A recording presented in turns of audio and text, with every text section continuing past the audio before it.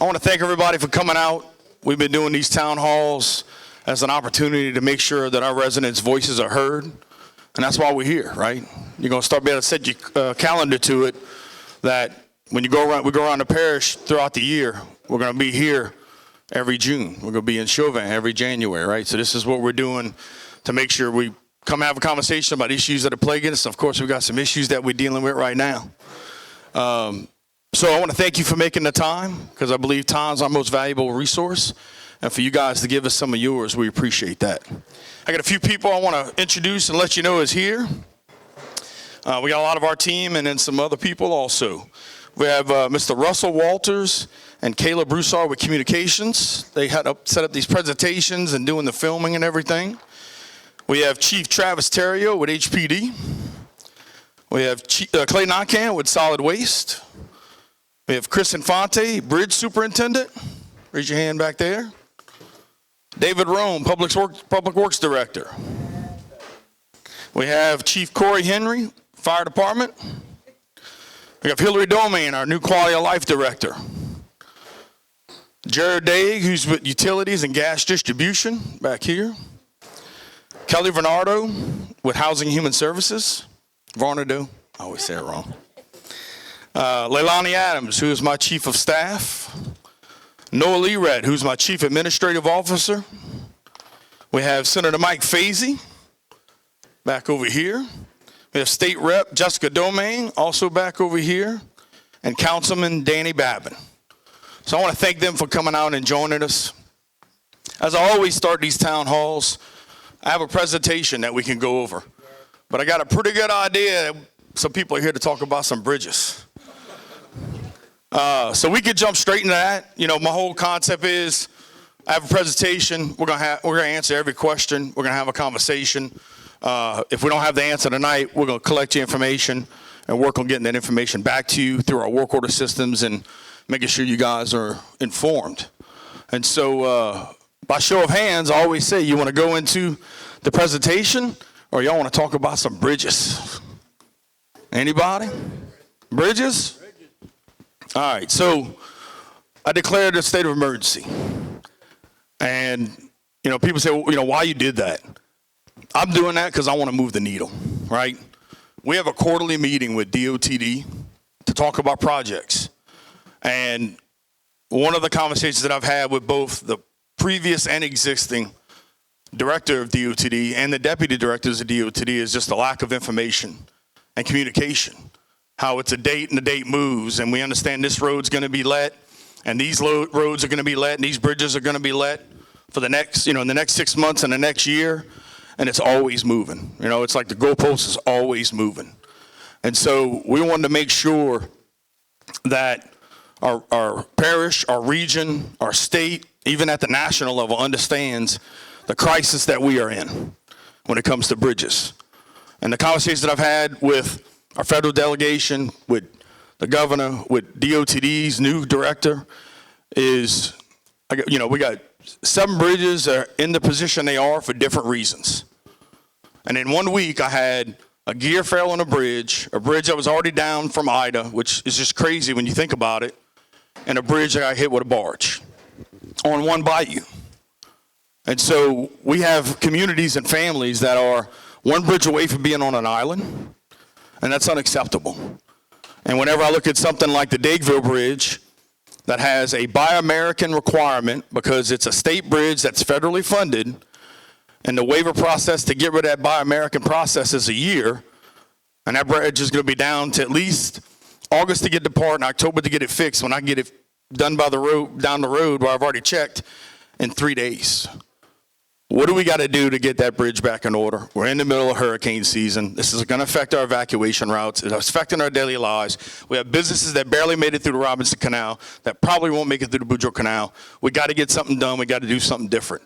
And that's what we're doing. That's the conversations that we're having to anybody and everybody that can hear it. And I got a call from Congressman Higgins' office saying, I saw your declaration. What can we do? I said, I got a bridge that has a federal requirement that I need waived. Who do I need to talk to about getting that done and get that bridge back in order?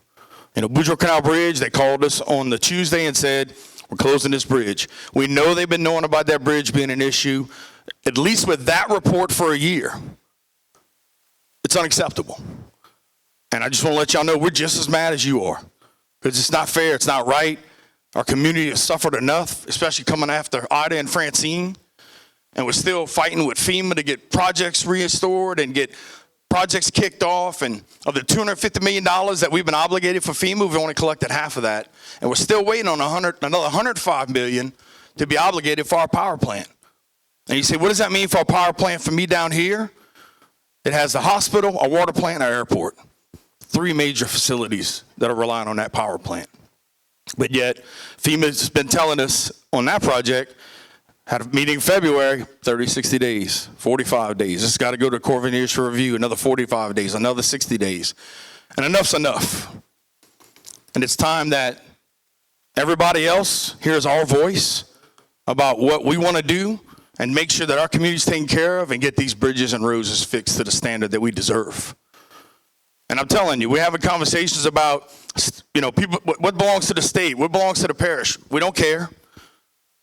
For us to cut all the grass that belongs to the state and the parish, that's $1.6 million. The road work that's being done right now by DOTD and expect to be done for the next year is about $20 million. I have a $260 million budget that stuff's not in. So if every dollar I spend takes away from something else we have going on down here. And so as we have these conversations, we're taking over more grass cutting for DOTD. We see a pothole and we get cars that hit it and bust their tire that belongs to the state. Our team has the cleared approval right now. You wait as long as you think you need to wait for DOT to fix it, and then if they don't, you go fix it. And we're out there fixing potholes and doing everything we can to cut edges around bridges that people can't pull out and see. We're also cutting that. So the parish is doing stuff. And our first meeting with DOTD, back when I first took office, was how can we work together and how can I help you? If you can't get to it, what can we do? The only CA we have right now is related to grass. We're trying to get them for roads. We're trying to get them for everything else. But every dollar we put into something that belongs to the state is something I'm taking away from the residents of our parish with no guarantee of it being reimbursed. And so that's why, even before I was elected, my conversation with all the governor candidates were, what are you going to do about DOTD? We need to be our own district. It gets to the point that every conversation I have with DOTD, we know you want to be your own district. We're a sub-district in New Orleans. We get the scraps. It's not right. It's time for that to change. That's the first conversation I had with Glenn Leday, the new DOTD director. Us, Lafourche, St. Mary, and Assumption need to be our own district. It needs to happen today.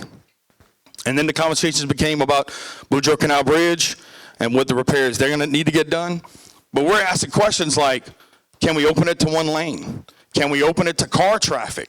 Can we have a weight limit situation where 18-wheelers maybe aren't allowed on it? What can we do to get these bridges open faster, sooner, thinking about every other opportunity and every different way that we can, again, order a cable right here in Terrebonne Parish and get it installed on a bridge and get the Davie Bridge back open? Why should we have to wait till October? It's unacceptable. And now you've seen the governors making changes, right? We have a new director for DOTD. He's going to undo 30, 40 years of changes. And he's doing everything he can. Things were passed in the legislative session this year to make some changes also. But at the end of the day, we want y'all to know we're in this with you. We're fighting this fight. It's not acceptable. And we're meeting on a regular basis and texting and calling on a regular basis going, there's got to be another way. There's got to be a different way because it's unfair to our citizens. And we had a situation with one of our employees of somebody that got stuck in a leg in Cocodrie and 30 minutes to the hospital. Thank goodness they didn't hit an order. They'd be dead. And that's a story that we're telling to our legislative people and to our federal delegation. This is people's lives, right? There's no reason why there should be a 50-mile detour, 70-mile detour for whatever it is. And then to combine that with the fact that Bayou Sally Road is not safe. The curves are bad. The grass isn't cut. I said, and on top of that, the businesses and what this is going to do to put them out of business. And that's why, again, we did a video. We're going to do some more videos. It won't be because we're not screaming at the top of our lungs that this needs to be fixed. And we want to do anything and everything. And if anybody's got ideas here today, let's talk about them. Let's see what we can do. And let's make sure that, again, that we are doing everything we can to take care of our residents. So that's my spill on the bridge. If y'all want to go into some questions or comments or anything, anybody's got anything, we're not leaving here till everything's addressed and answered and or talk about. And if we don't give it to the presentation, I'm okay with that too. We can always come back and do that another day. Anybody? Yes, sir. The Buquet Bridge. All right, so the Buquet Bridge, you know, when I look at a conversation, and some of this is my slide presentation, the parish had $65 million worth of insurance money. The power plant alone is a $170 million project. So there's only just so much we could fix with the money we have. That's when FEMA steps in. And so through working with FEMA doesn't get involved till the insurance is worked out. So we had to sue our insurance company, and that wasn't settled to the end of 23, beginning of 24. At that point, FEMA says, okay, we got to figure out how much it's going to cost to replace versus rebuild. They got to have the 50% rule conversation, right? That conversation is still being had to this day on the 2 DA buildings and the Senator Circle and the high rise, the Bayou Towers. They still haven't determined if that stuff is 50% damaged. But on the Buquet Bridge, they determined it was. So part of that conversation was, what are we replacing? What are we fixing? Can we put a temporary bridge? They said a temporary bridge is going to take just as long as a permanent bridge. In a similar situation with Boudreaux Canal, if that bridge fails and we got to put a temporary bridge, the Coast Guard's going to have to make a decision on if we have to open it to marine traffic. A temporary bridge that doesn't open to marine traffic is $4 million. A temporary bridge that does open to marine traffic is $8 million. You're probably talking about a year at least, if not longer, to get that built, right, for Boudreaux Canal. So when they have a conversation that says a temp bridge is going to take just as long as the regular bridge, my whole thing is, show me the money, we're going to get it built. But if you spend $1 on that project before FEMA says so, that $10 million project becomes the responsibility of the parish, and we got to find the funding, right? Our match on the power plant for our deductible is $18 million. Our match is $18 million. Our deductible is another $33. So on that $170 million power plant project, they're not covering the $33 million deductible and the $18 million match, right? That's what the parish has to come up with. So I say all that to say the Buquet Bridge has been a conversation of what do we fix, what do we replace? We got them to admit finally, or to at least agree that if we can replace everything but the aprons and the frame, that would eliminate 6 months of that project. That project has started. I was hoping to have some pictures of it. It's stuff being worked on. It's not being worked on here yet, but stuff is being worked on. They're telling us that bridge should be up and running by the end of 26. And that's unacceptable 4 years after the storm. But if anybody has an idea how to speed that along, I'm all ears because... So the bridge is damaged, the electricals are fried, there's no way to control and open that bridge. Right. It's a great question. You want any ideas of how they got it up? The bridge on, was that one oak to begin with? With a crane. With a crane? Same like we did with Buquet Bridge. With Combine Bridge you talking about? Yes, sir. Yeah.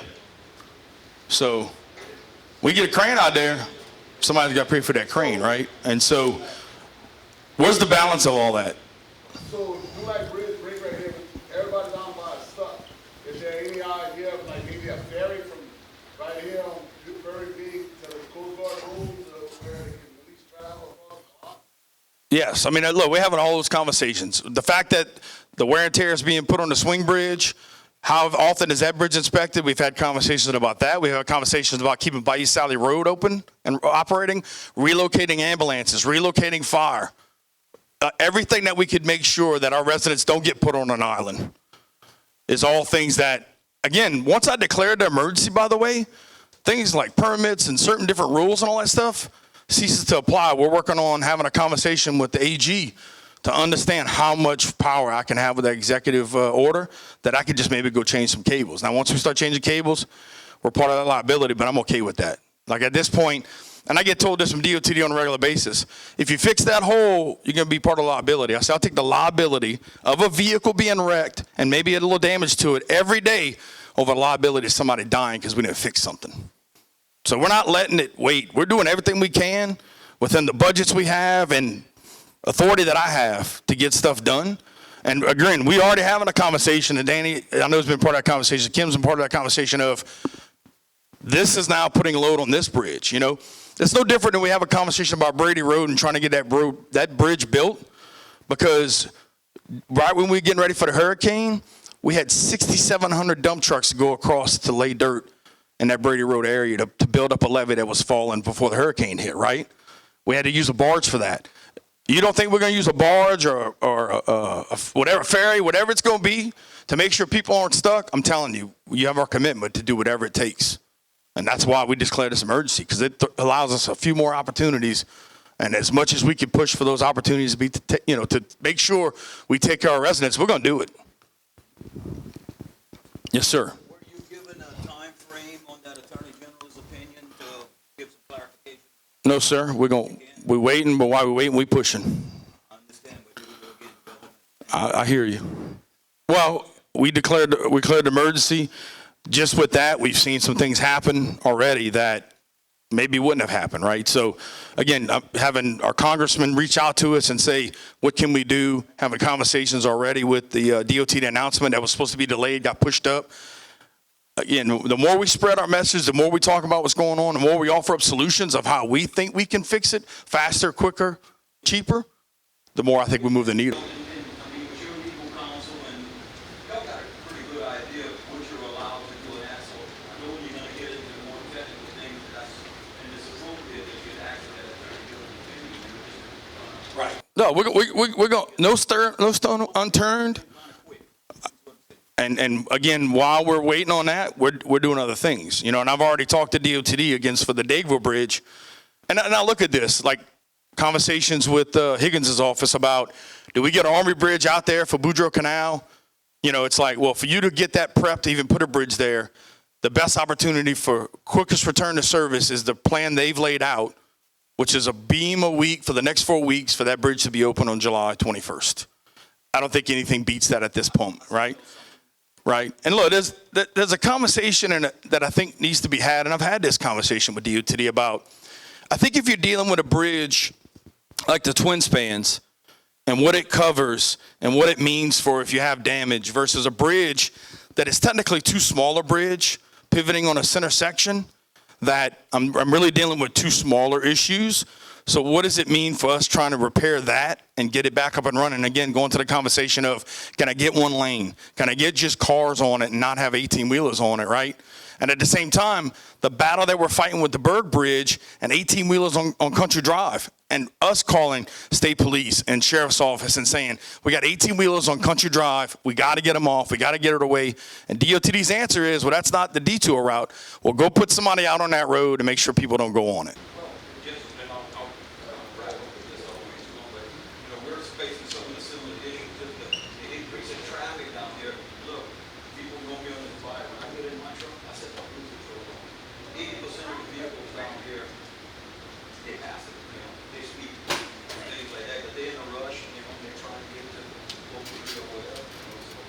And that's the conversation also. When we talk about the fact that we have more traffic coming through here, right?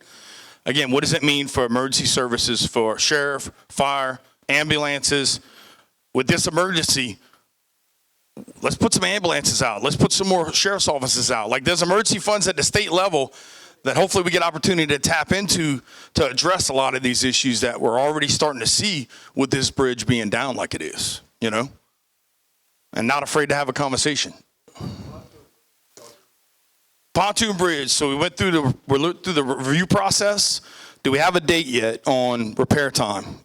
I know we're doing a walkthrough tomorrow. Yes, sir. We are meeting the contractor who's representing the company that hit the barge approach. We're doing a walkthrough with them tomorrow for them to begin with that. We already figured out about $1 million worth of damages. You know, and that's where we're working to make sure, again, our goal is to get that bridge back in service as soon as possible, which is one of the reasons why I declared the emergency, is we get to skip a lot of the permit stuff that you would normally have to go through. That bridge gets knocked a lot of times with offshore boats and stuff. Don't think the time should sue the hell out of them. Don't think twice before hitting the bridges, because that pontoon bridge keeps getting hit often. Right. So it seems like the parish would say, hey, why should we spend the money? That big tugboat, whatever hit that pontoon bridge, they're the ones that should pay for it. They are paying for it. And not just for a little bit of half. So I'll explain the process. We go through and we get our engineer representatives to go evaluate what that bridge damages look like and what it looks like it's going to cost of repair. And we're going forward with that. We come back around to say, hey, I need you to pay for this, and if it involves a lawsuit or not. But we've already identified it's $1 million worth of damages, and we're pushing forward to get that done as soon as possible, right? We're going to have a lot more information as of tomorrow with this meeting to say this is the direction we're going in, and we're all moving forward together. And as soon as updates come out on that bridge, y'all going to be the first to know. Because the Dulac bridge breaks. There's no way to reach from Lord Dulac to get out without that pontoon bridge being Right. fixed. Yep. You know what I mean? Because that Dulac bridge is in bad shape too. Yes, sir. You know what I'm talking about? Yes, sir, I do. One other question. Why isn't that Mill Bridge up when there's hardly no boat traffic? I know it's a state bridge, right? So it is. The conversation I've been having, and Should be down.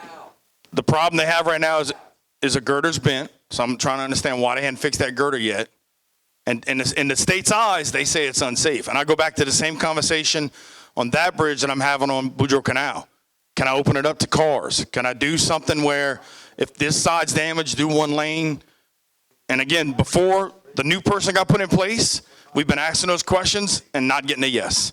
And I'd go all the way up the chain and ask those questions and not get a yes. Whereas I get a phone call from the director that's in place now, and we're already having these same conversations. And again, I'm telling him I can have that cable done in 3 days. Let's go. What we're waiting on. Now, the problem the state has to decide on is if they do this without the federal government's support, the state has to pay the $1 million damages that are on the Dayville Bridge. But again, when we get back to that emergency conversation, that should be an opportunity, a bucket of money that we should better go after to make that happen. So. Sounds like a lot of conversations in 4 to 6 weeks for a conversation. I mean, that part there is kind of. Amen. I'm going to agree. I agree with you, right? Like, I mean, what are they using for communication? The box with the note on the stick? I can tell you we're using phones and text messages and in-person meetings and going to them if they won't come to us. And at the end of the day, look, we're dealing with some local people here that I know are working hard. But if the people above them are saying no, or the people above them are saying, well, that's a New Orleans sub-district, that they got to do this first before they do that. That's why I can't fault the people that you're going to see on the roads around here doing the work and the people that we're communicating with on a regular basis. It's got to come from the top, though, right? And with the governor's commitment to reorganizing DOTD, the person he put in place is somebody I know can get it done, right? That person's been in place since Thursday, but officially since Monday. And I think that change, I understand that change happened because of where we got to where it was. I'm aware of a conversation that the governor had where DOTD came in and said of the 700 bridges in the state that need to be fixed, we'll get to 14 of them this year. And he said, go back to the office, fire everybody, because that's unacceptable. And again, it's we're going to try to undo 30, 40 years of bureaucracy. I look at the two biggest bureaucratic agencies, DOTD at the state level, FEMA at the federal level, and you look at both of the conversations right now about destroying both of those organizations, recreating both of those organizations, and a FEMA perspective, sending the money to the state, because we're still working to try to get money from FEMA 4 years after the storm. And we've had conversations with every congressman, every FEMA person, and everybody we can. But at the top level, that person's giving us yes or no's. And in a lot of situations, we've been dealing with a lot of no's. And now I think, again, when I look at the fact that the definition of insanity is doing the same thing, expected a different result, when they say they're going to take the money from FEMA and send it to the states, let's give that a shot because everything else hadn't worked yet, right? And look, when I'm telling you, I'll get a project today. And it's related, there's conversations about, well, this building's historical and you can't do this and you can't do that. It's time to put all that to bed. It's time to go, we got to get things fixed. We got to get things working. And we got to eliminate some red tape and some bureaucracy through this process. And as you can see, we got Fox 8 here tonight because our voices are being heard. And people, it's time for change to happen. It's time for things to get moving faster. I agree with you, 100%. We are working on that, trust me.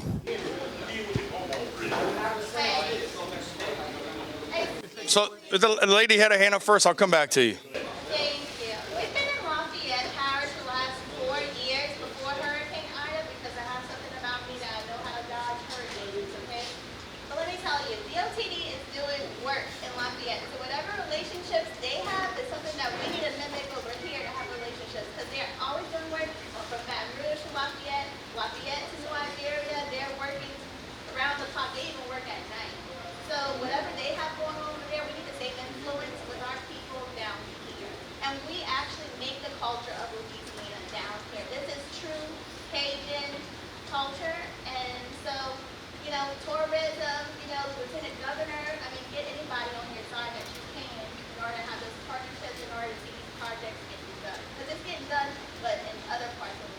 Well, look, I got to say this right now. We have $20 million worth of projects that are going to be done within 25 and 26, right? But the problem is when you look at something like the Boudreaux Canal Bridge, again, they knew about these issues on the report a year ago, and that project's not slated to happen for another year, right? If the state could have the money and do it and figure it out, I mean, if the parish could have the money and done it and figured it out, we'd have fixed it already, right? And I do have to make sure that, again, if I use that money on that project, I got to take it away for something else over here, which is why, again, how much does it cost state grass? Right now we have 5 things. We just took over Martin Luther King that the parish is now cutting that for the state, so they don't have to deal with it anymore, because the same people that cut grass are the same people that fix potholes at the state. So when they're going around and doing their circuit for grass cutting, and then they get to a big pothole issue, they got to stop cutting grass and they got to go work on it. I said, hey, give us the money, let us fix it. That's why I declared the emergency at St. Charles and Tunnel, right? We showed up on a Wednesday to get it done. They had it fixed on a Saturday. So I'm being rewarded for my bad behavior executive order. Here we are with another one, right? I'm going to come back over here. And you said Combine Bridge. Yeah. My deal is, do you keep inventory of spare parts? So the problem with, right, the problem that I see with the lowest bidder getting the award every time on a bridge is that every bridge is different, right? So when they build this bridge this year and they have this technology and this opportunity and this gears and these, no different than when you build a boat or build a house or whatever it is, right? So what happened, I got to give our team credit, because when the Combine Bridge went down, we got that bridge back up and running, right? Yeah, I understand. What I'm getting at is there's 4 pulling units on this bridge. You should have a spare.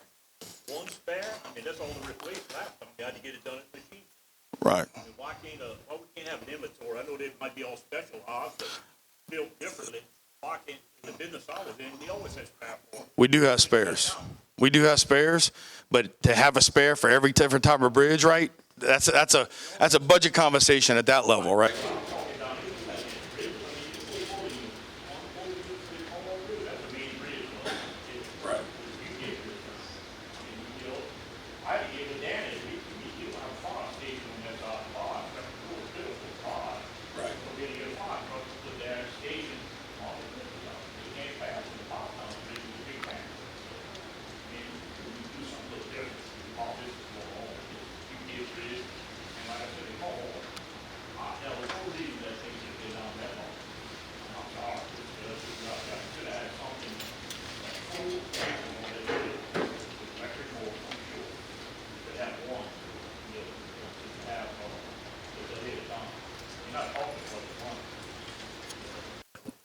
I'd like to look at my public works director and say, give us some feedback. I'd love for you to give some feedback on how much can we keep? What's, with that bridge and what parts there are, what are your challenges that you deal with when it comes to maintaining all that kind of equipment?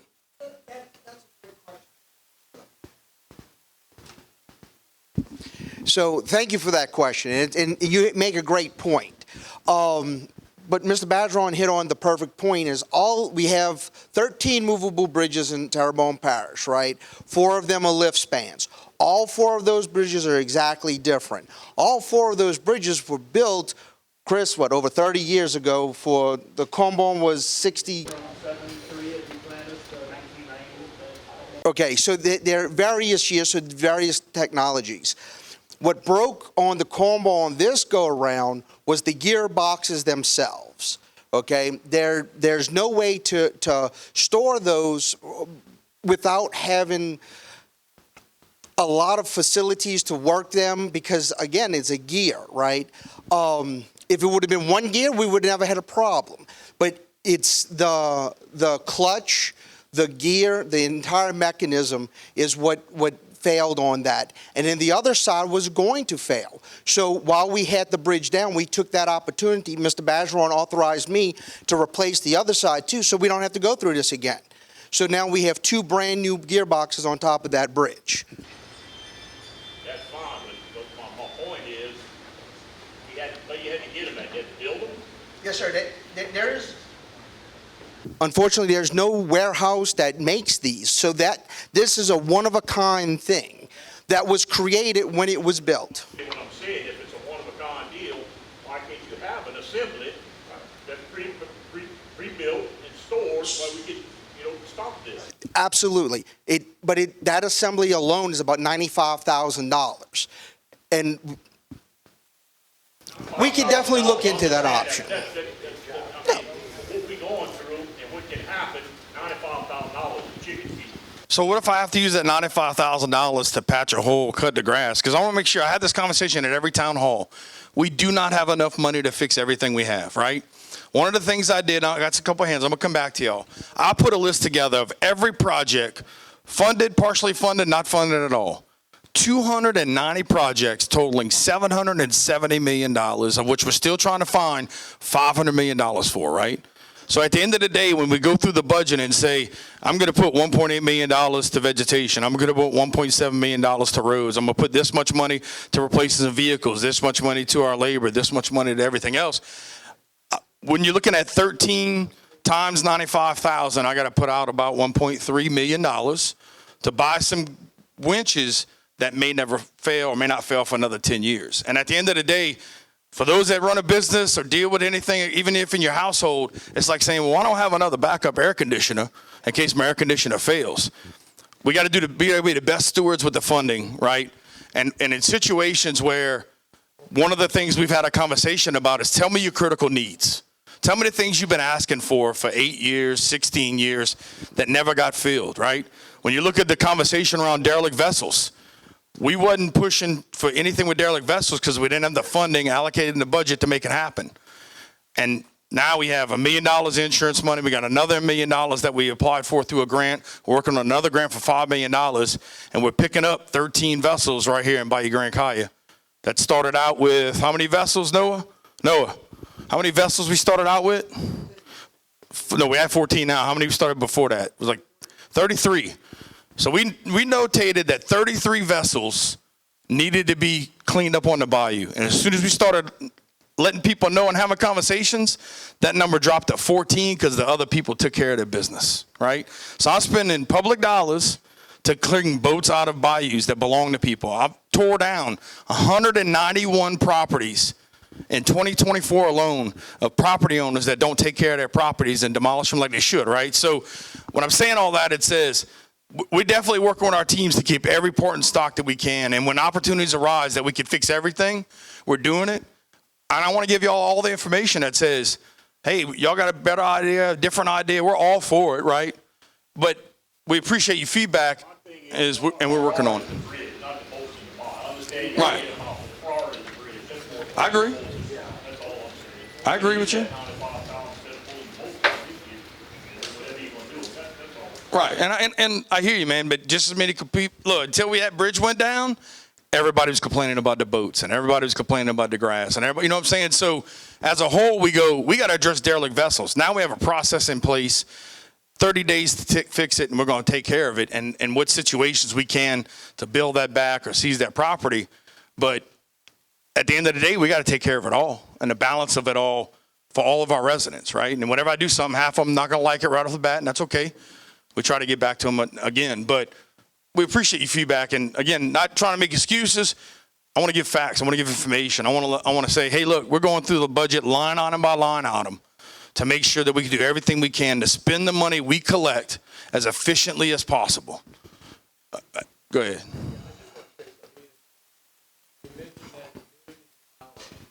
That we got, or $2 million for the bayou cleanup, we should do it on the bridges. That's federal dollars. No, well, and maybe I misunderstood you, but what my point I want to make is when we get grant money, when we get money for specific projects, it has to go to those specific projects. Would we like to spend them somewhere else? Sure we would, but we can't, you know. Yeah, and maybe I misunderstood you, but yeah. Sure. Every dollar I get in, I go, can I put that on a road? Can I put that on a bridge? You can't. You got to put that on this. You got to put this on this. This gentleman's been patient, had his hand up. Going back to Lafayette and Baton Rouge, she says they went 24 hours. One of our problems is contractors, because if you're going to hire a contractor to do a bridge, it takes them 3 years to do a bridge, and that's Mr. DOT. If you got 14 different bridges, I mean, there's not a man in here that didn't work on hard, heavy equipment, and if a tugboat broke down, we called a mechanic in 24 hours, somebody came there and fixed it. Most boats run on the same engine, same alternator, same all pull-up. Why we got 14 different bridges when we ain't got one kind of bridge We buy new different kinds of bridges with new kinds of technology that we don't have spare parts for. I'll share a conversation I actually had And contractors, with I'm sorry, with the governor. contractors come through in other states in 24 hours. Why we can't hire a contractor to knock it out for us, to get it done? I had a conversation with the governor on why are we building all these concrete bridges? Why do we get away from steel bridges? Right? Like when I look at the fact that it seems like a concrete bridge is 2 or 3 times the cost, and then that bridge is 2 or 3 times the amount of time to build it, who changed us from going metal bridges to concrete bridges? Because everything we're replacing now is with a concrete bridge with some metal on it, but all the old stuff's all metal, right? And some of these bridges are from the 70s and 80s and 90s. So again, when you look at the direction that the state has gone or the federal government's gone from a perspective of somebody said at some point, we're going to start doing this instead of doing this, that adds to the problem of saying, well, now I got to keep another gear and box in place and another this in place. And again, who's making the decision that says every time we build this, they're going to be different to begin with, right? And I can't quite understand why we're building these big, massive bridges where no boats pass. The end of Grand Cayo Road, basically cars, no boat. No big tugs, bird, same thing, no big. So we've had questions about why do we have a bridge tender on the Buquet Bridge, right? Coast Guard, right? It's the same conversation that I reached out to the Coast Guard and said, if there's an opportunity for us to close, and not saying that this is even going to be popular, but if for some reason we could put a temporary stationary bridge for Boudreaux Canal, and having conversations to say, I know there's other ways to maybe get around and things, but we could decide, the state could agree, we could all be on the same page, and then the Coast Guard says, no, not going to happen. So I'm having those conversations now that says, who's the person that has to make that decision? And in fact, I'm having a call with them tomorrow, if I'm not mistaken, to say, what drives you to say whether or not you're going to make us open this bridge to bridge traffic? Because when I look at the Dageville Bridge, and I think they get 60 boats a year with Dageville Bridge, again, why isn't it, if the problem's the cables, and the weight's not on the cables when the bridge is all the way down, open the bridge to vehicle traffic. But when DOTD says no, then the head of DOTD and or the governor are the people that need to make a decision about make it happen anyway, right? And if the bridge opens only 60 times a year, why the cables ain't holding up? So that bridge in that particular case tried to pull itself apart. There was a failure of equipment, and that bridge basically tried to pull itself apart. And when it did that, it pulled the cables out, it bent the girder.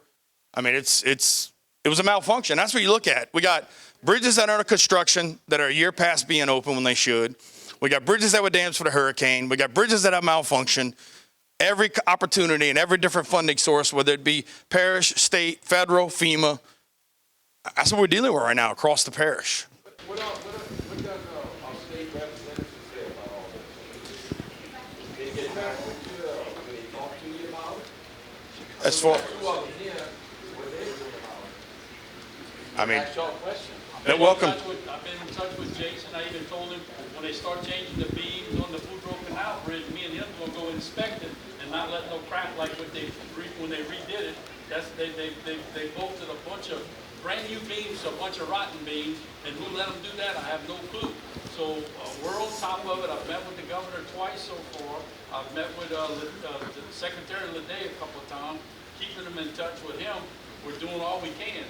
But the thing is it went too far from the previous administration because I've been there 6 years now, and I've been trying to get DOT to be totally transformed for 6 years, and we're finally doing it.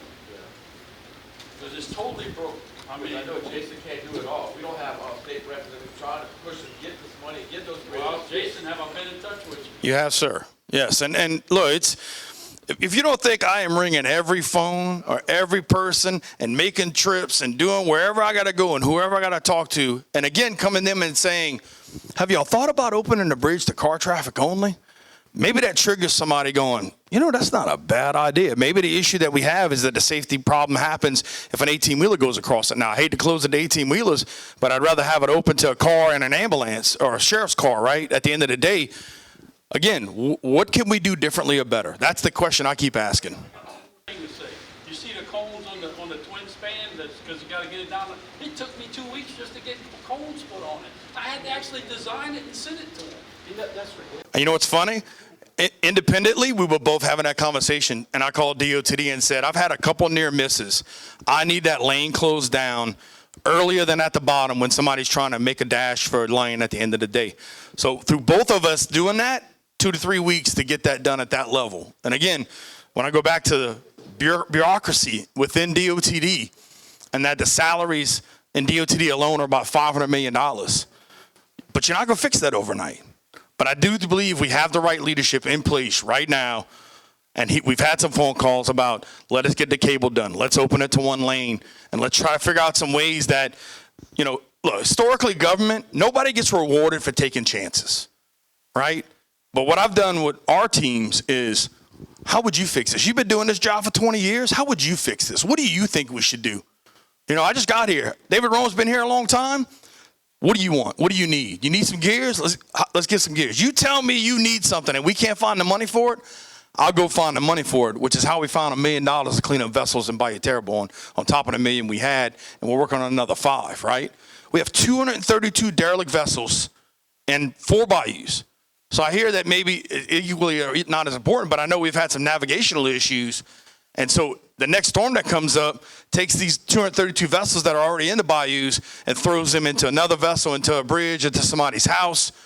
And so again, I feel like we have a responsibility to, even if we didn't make the mess, even though we inherited the mess, and that's why my slogan's been from the beginning, moving Terrebonne forward. It doesn't matter why we got here. It doesn't matter who did what they did before. What do we do starting today and moving forward, and have residents be involved in the conversation and have employees be involved in the conversation? And when I have a meeting with all our representatives, we talk about capital outlay to make sure we're all on the same page of what money we want to go get at the state level, even if it's not the same as what's been the previous years, and getting with our council members and saying, what projects are important to you?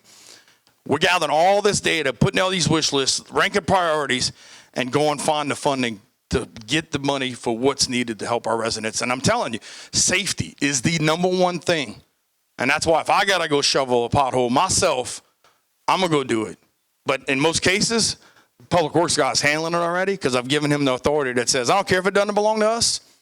If you think it needs to get fixed, get it fixed, make a list, and I'm going to take that list to DOTD or whoever it is, and I'm going to say, we spent $1 million this year fixing stuff that you guys wouldn't get to or couldn't get to.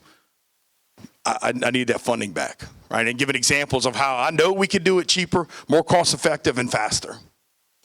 And we're doing that every day. Come here and come here. So they're replacing 4 floor beams, right? If you go on that bridge now, you're going to see stuff that's rotted out. They're telling us it takes a week to replace 1, to replace 4, the bridge that should be completed, look, barring weather, barring whatever, right? But by July 21st, if that repair takes, that it's back open on the 21st. And then at that point, say it, what's that? Why are we not talking about putting a temporary bridge? Because if that repair don't take, we got a whole nother conversation we got to have. Right? And again, if that repair don't take, you back into that conversation that says, can we open up 1 lane? Can we open up to car traffic only? But what is the long-term plan with the fact that that bridge is not supposed to start construction until July? Because they're going through the land acquisition process right now, right? So they got to talk to the landowners about getting that bridge. They're building a new bridge that starts in July of 26, and that bridge is expected to take 3 years. So if this repair doesn't take, what is plan B? And that's where you get into a conversation about a temporary bridge. Right. Just for clarification, that new bridge is going to be side by side? Side by side. The other one is still Right. going to be operational? Well, look. The one is being built, correct? And we've had the conversation for over a year now that says, I know you're building a bridge on the side. What if that bridge fails? What does that mean? Can we get a temporary bridge? We don't have the funding is what we're being told. And I go, now that I got an emergency in place, and now that we have a hurricane season, we got hurricane evacuation routes, maybe there's some emergency money somewhere now that we declared this emergency that says, now we got the funding for temporary bridge. But again, maybe now everybody understands how important it is that, as I'm having conversations with some of the news crews, they're like, I want to see the bridge. I'm like, well, right here at the tower, we're on Bayou Terrebonne. There are 3 on this one, and there are 2 on that one. You could drive, when you drive on either road, you're going to see the problems that we have. With one of them starting right there. Yes, sir. I just want to say that many of y'all remember when the levee system was going to leave out everything south of the UK Bridge? And every politician said, oh, I'm so sorry for y'all, but we just can't save everybody. And we had to start a church-related, all our churches speak about together on the body, we started a campaign.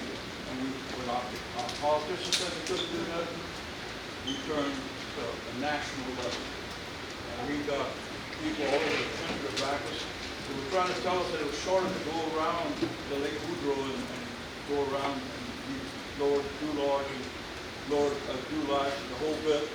And that's the future of Terrebonne Parish. Every part of Terrebonne Parish is important. Shrimpers Road, there's a bunch of businesses down there that I heard because UK Bridge is out. You know, I live on Coast Rock roads. Sometimes when your back is against the wall, you gotta stand up. And we had to fight. We're very happy we did. The levee's 5 miles further south. Terrebonne Parish has a future because there's a lot of docking space. A lot of docking space. Companies moved out of Dulac and Terrebonne Parish because they had heard that the levee was going to be at the UK Bridge. And so I really hope that we can all work together. The citizens, every last citizen is important. Every life is important. And you know, but we're going to be cut off. And we're here in Dulac. We got bridges, Dulac bridges. If it goes out, I hope y'all talk to the Coast Guard. Maybe they might shuttle us back and forth. You know, I'll pray for the best. But we got to be aware. We're in hurricane season, and we're going to have some kind of alternative idea if the worst comes out. When I look at cutting through red tape and trying to push things forward, right? And Shrimpers Row, right? That right there, we got water in Shrimpers Row, taking pictures, sending it to anybody and everybody I could talk to from a congressional level with FEMA and saying, I got a road underwater and I need to get this bridge back up and running to get that rolling, right? And it would fall on deaf ears, and it would just fall on deaf ears, right? And you know the battle that we've had with FEMA, right? We've sued them. You know, we're working on trying to get data that could get the flood maps up to date. I mean, there's 3 or 4 different things going on with FEMA on its own. And so when we have a conversation about Shrimpers Row, you know, we got FEMA to authorize repairs because we could spend every dollar of our road budget on that road, right? And at the end of the day, we got to make sure we can repair everything. So we've been authorized now for work order repairs similar to what we've had on Bayou Drive. So we're able to do that. But even if I'd want to really do everything over again, now I'm shutting down that road on top of the bridge being shut down. At one point, I had 3 bridges down. And so we're going to be an emergency patching method, right? It's going to be, here's a bad hole. We got to fix that hole. And as soon as those bridges are back up and running, the Butte Bridge is live, open, we're going to fix Shrimpers Row, right? And so at the same time of us saying we got to fix some things, trying not to cause too much more of an inconvenience to the residents on that road, as shallow as it is, like it's not wide enough and everything else, it's going to get brought up to a standard once all this is done, trying to not do what we can. Now, if everybody in here votes and says, work on it anyway, let's get to work. We don't have to wait, but at the same time, it's going to be a lot of more inconvenience versus what we're already dealing with. And it's that balance, right? That's what we have to do in positions like mine, is I got to take all the information and I got to make decisions that are best for the parish, even though it might not be best for this area or that area. Because if I make a decision just for one area that hurts our entire parish, it sets us back. And sometimes we got to make tough decisions. But to know that, again, every opportunity and every conversation, and Mike, what do you think we should do? And David, what do you think we should do? And hey, let's all get up, go together, go to Baton Rouge and go sit in somebody's office and say, this needs to change right now. We're not leaving. We're going to strap ourselves to the chairs, right? And through all that, still not getting some things happening. I believe some things will happen. It's never going to be fast enough. We're never going to have enough money. So we got to do the best we can with the funds that we have and make a best decision that's going to benefit Terrebonne Parish as much as we can in everything that we do. That's my responsibility. Dan's responsibility is to take care of his district. But sometimes he's got to make decisions for the parish that might not be good for his district, because as a whole, we have to make sure the parish is continuing to move forward, right? Give you a good idea of what we're talking about. Prior to Hurricane Ida, the Bayou Bridge, everybody knows what that is. It's not really a bridge, it's culverts, okay? The culverts were ordered for that bridge. It came in 3 weeks or 2 weeks, David can correct me on that, prior to the storm. UK Bridge gets hit. What are we gonna do? Shut down Shrimpers Road to change that? Mr. Rome, and this was the last administration, Mr. Rome and I had plenty of conversations. He made the decision to pack it with limestone and then cover it with blacktop. Is it the prettiest? Is it the greatest thing in the world? No, but it's lasted this long because we don't have the luxury to shut that road down simply because of the UK Bridge. And it's the same thing with the 7100 block between the two bridges, okay?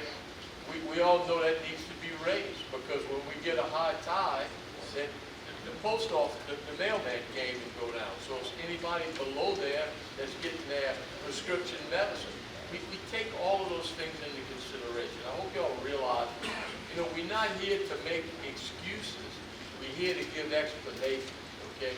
And sometimes our hands are just tied. I just wanted to bring that up because Jason and them get tired of hearing me talk about Shrimpers Road. And no, I'm just kidding. I get tired. He's wrong. I never We get own that tired. conversation. We own that conversation weekly about Shrimpers Road, about the pontoon bridge, about the swing bridge here by Dulac. We talk the Buquet Bridge, all of them, okay?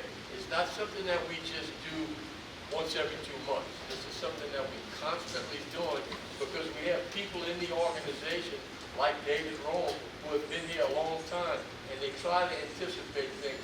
But sometimes Mother Nature jumps in the way and says, hey, I'm going to take control. So again, I appreciate, and by no means is this over, I appreciate everybody turning out here tonight because this is what we need. We need to hear from the community. I represent you, but the whole council represents you, but this administration does. And I can say this, and I'm happy about this. We talked about cleaning the bayous. What's the first bayou we started cleaning the vessels out of? Bayou Grand Guy. Okay.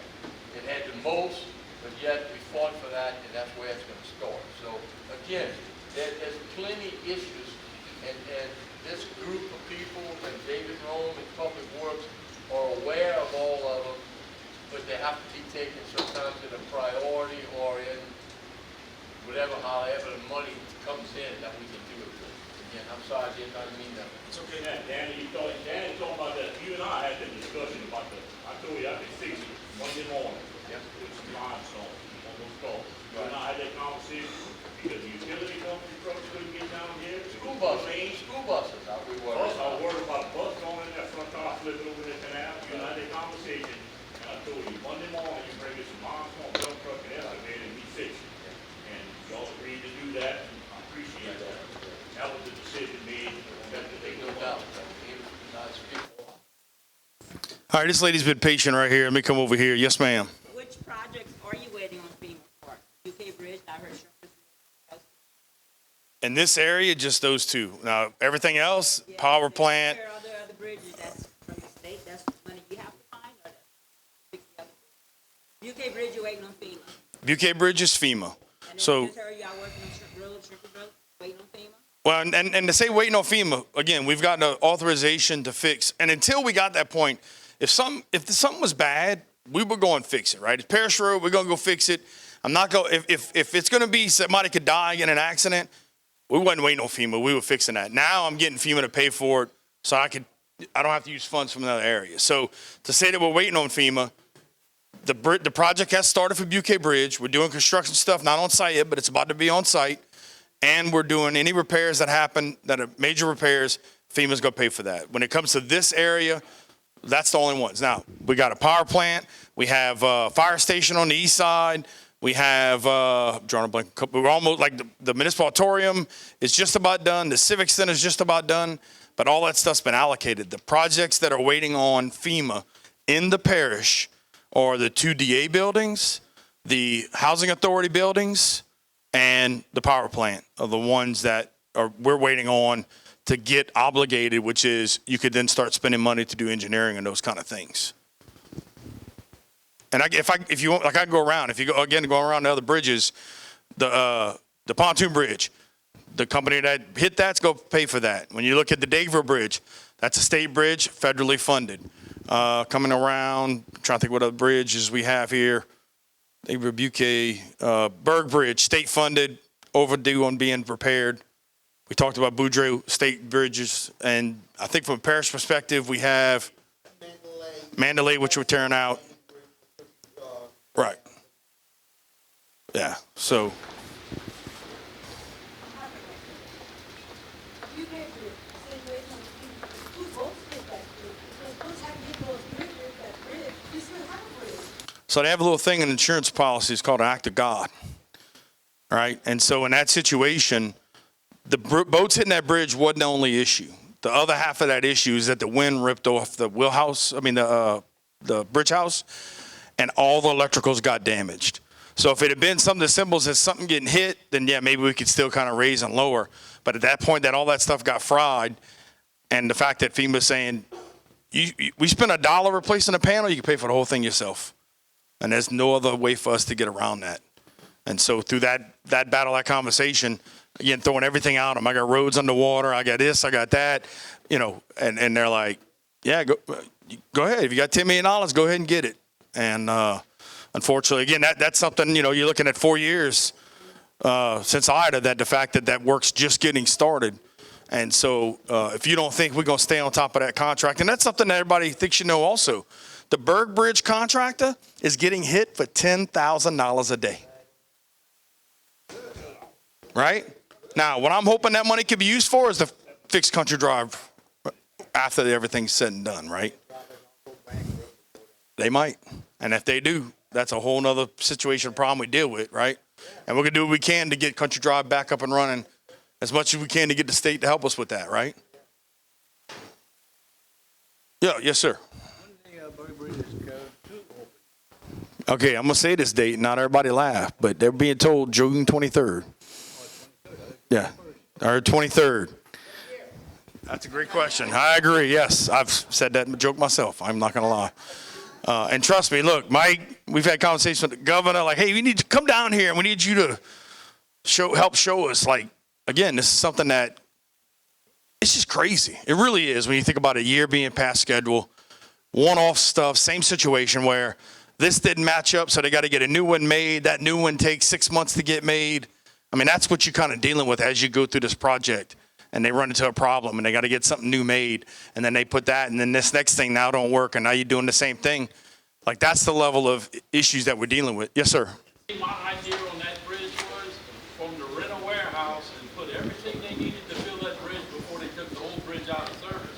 But no, they said they couldn't do that because it would take too much room. But that's what they should have done. There was no way. All of these long parts that took forever to come in, if they'd have ordered them, and when they all got in the warehouse and they had everything they needed, then you take the old bridge out of service. You don't start building the bridge and take 6 years to build a bridge when they replaced the I-10 bridge across Lake Pontchartrain in 8 months. I mean, it's just... That sounds like some businessman information right there. Like, I could pick up and understand that. And again, some of this is just, like, some of the stuff just don't make sense. It's like, what are people thinking? Why? And again, when you look at the process with DOTD, and it says it takes 2 months to do something, they take every bit of 2 months. So the conversation comes into play that says, I know it can take 2 months, but can you get it done in 2 weeks? And then start pushing forward with that. But again, you look at government doesn't have any incentive to take chances, take risk, and to push forward with some of that stuff, right? How many parish bridges we have down? I know you're talking about DOT in the state. I'm talking about parish bridges. All of them. 2. Yes. UK bridge without pontoon? Well, UK pontoon, and we have, it's the, no, not Bobtown. There's a Mandalay Bridge we got to tear down. But that bridge has already been replaced with another bridge. Right. Right. And again, we got one start construction. The other one's going to start right here not long after. And I guarantee you, again, one of the reasons why I declared my emergency is skipping the permit steps and some of those other things to get the construction, the repair done on the pontoon bridge sooner rather than later, right? Nothing's going to be held up with red tape to get that bridge repaired.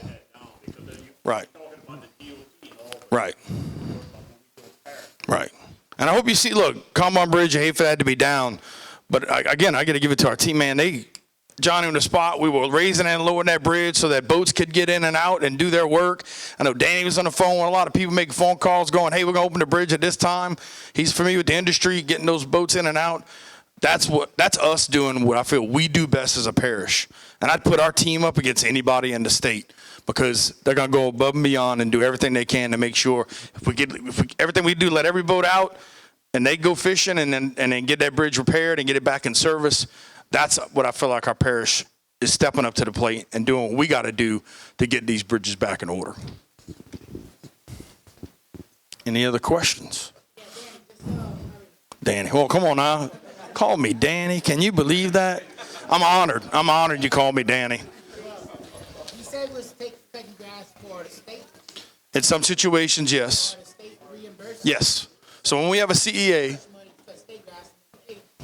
right. So we got a couple things going on. So we have 5 CEAs that we have with the state. The latest one being Martin Luther King. And then in situations for example, from the mall to Thibodeau basically, that's all state. But as our tractors are passing, we've been hitting the corners and knocking stuff down so that people don't have to pull out on the road to pull out, right? And so any opportunity we can to do that, we're going to spend that dollar with the parish to get that done so where people can see to pull out. Because again, DOTD, a lot of times they don't cut grass that gets 12 inches. A lot of that stuff's 4 foot now. And we talk about cycles. They're supposed to do it 4 cycles, but a lot of times they're only getting 1 or 2. So I'll tell you one of the things we did from a parish perspective. We redid our vegetation contract to get more bang for our buck. We tied it to a work order system, and we put more money in that budget, right? A lot of time we start stuff, it's north to south, and as we go through it. We started in March on this new contract with this new contractor. We're almost done with the north side of the parish, about to jump down to the south side of the parish. We've had medians and stuff that hadn't been cut in 8 years get cut in our first pass with this project, right? So as we go through with this new contract and this new contract, you're going to see us dealing with vegetation from a parish perspective differently and how you should expect it to happen moving forward. And we're having conversations every couple of days. Where are we at? What's going on? What's holding you up? Again, it's really taking what we did, rewriting that contract and putting our best foot forward to go after an issue like vegetation. And look, we have 2 vegetation contracts. We have a drainage contract, and then we have a rough cuts contract also. So again, working to make sure that we're doing all that stuff efficiently and effectively. But you're going to see a difference in vegetation when we're said and done with it this year. And you're going to see a reoccurring cut and opportunity there. That's something has changed and is going to continue to get better. I'm not really worried about the grass because, I mean, I'm a green space kind of fella. My mom always had a garden. What about our tunnel, bro? We got millions of people come to South Louisiana, run through the tunnel. I mean, I leave the bar, go to town for a break because I got so much BS on the bar. I ride through the tunnel looks like crap. Come on, man. I agree. DOT. Bro, all we need is a little paint. I'm not DOT, my friend. I'm Pat. I heard that called up right there. So I wasn't fixing, trust me.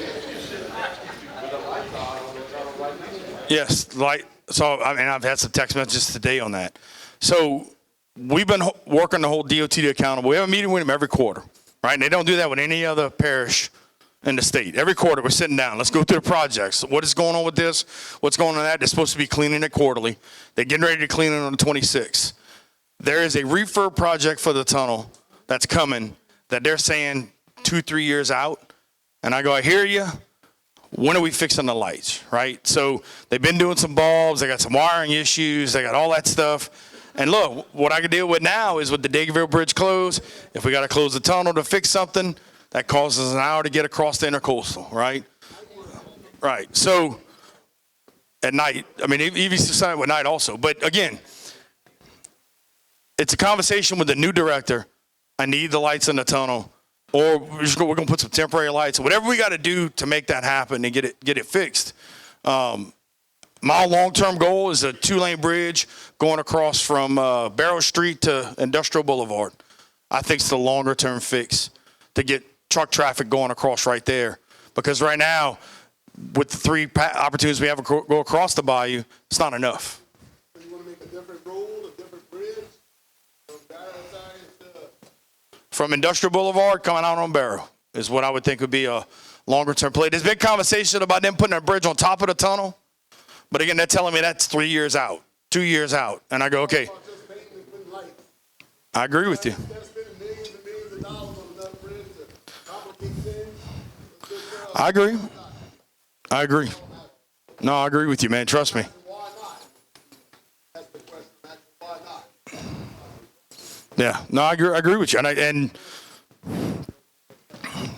at a certain point, do we go fix it, right? That's the conversation again. With everything I've had a conversation about, do we go fix it? So if I start tallying all this up, I'm up to $5 million worth of DOTD projects that we're not going to get reimbursed for, that I got to take away from somewhere else.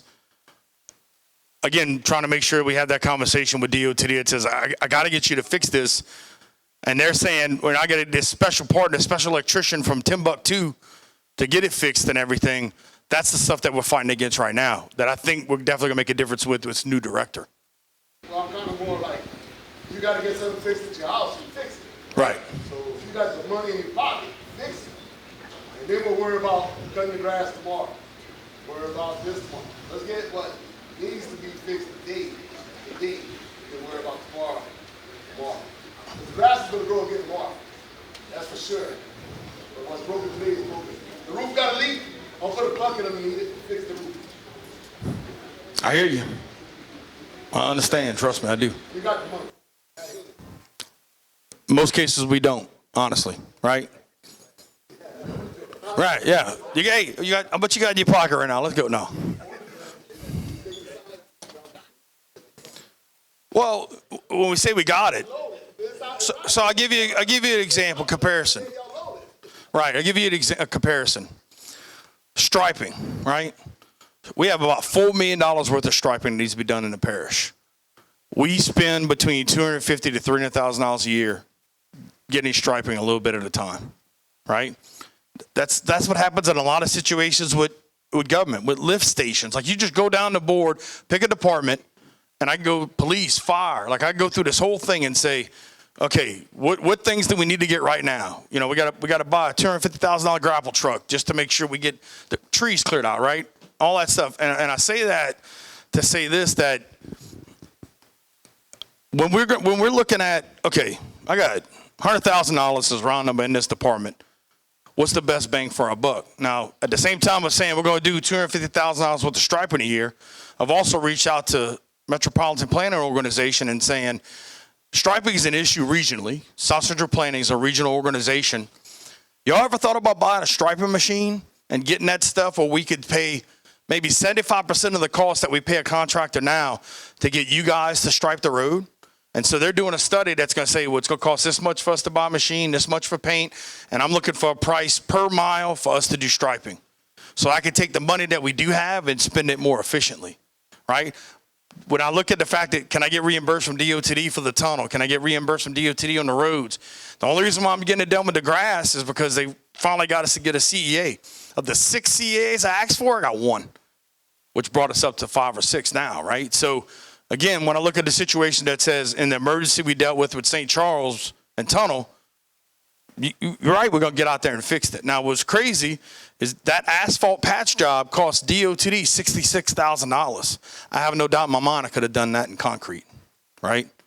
And so it is a balance of saying, man, I go put that money into that tunnel and I could spend $1 million to get it rehabbed, and the next thing you know, I get sued from the state or whatever happens next, right? And it's a balance of that. It's what can I do? Can I put a light plan in there? Let's maybe get that done right now, because DOTD's been telling me for 6 months they were going to fix it. And every time I meet, well, this got delayed, this got pushed back, this got delayed, this got pushed back, you know, and then we end up holding the bag, right? Of saying, all right, you know what? Maybe it's time for us to get a light plan in there and just quit messing with that, right? You need to call and put an ordinance on it. It's an eyesore. Like my new call, you know, it's an eyesore. It's you're gonna have to show up in court for not paying your tunnel, not doing your work. That's what happens. I love that idea, actually. I like that idea, actually. Hey, that's what I love about these meetings, man. Why not? You know, that's what we did on the house with the Bayou Towers. We sent our building crew out there, and they deemed it unlivable. And then FEMA said that wasn't good enough, so we threw it in the condemnation process, right? I mean, look, that's all the stuff we're doing. And if I push too hard and FEMA goes, we're just not going to be involved in this anymore, I've then lost the opportunity for those people to get money, you know? So, no, I appreciate, look, I tell y'all something. Most people don't like when people talk or all that other stuff. I see passion. I see people that want to make their community better. I see people saying, this is important to me. Number one, I'm showing up. Number two, I'm going to talk about it. I appreciate that. I'll sit here all night and everybody can talk about anything they want to talk about, because at the end of the day, at least you feel better that you felt like your voice was heard. That's why we're here, right? Coming over by Town Bridge, I put a new sign down by it. But when I come over the bridge, that sign blocks the car coming up. I pulled out in front of the car the other day and realized that sign blocks the traffic. What's that sign say? I don't know what it says. Okay, we'll check it out. So when you right come over by Town Bridge, that sign on the right, The detour sign? it blocks the traffic. So now I always look, Right. when I got back to the car behind there, so right this car. And then I noticed that when that happens, I don't see that car coming. Right. We're going to check that out. We're getting somebody writing that down over there. I don't know if it's different in a truck or something, but on a small car. Sorry, ladies first, sir, if you don't mind. No such thing as a stupid question.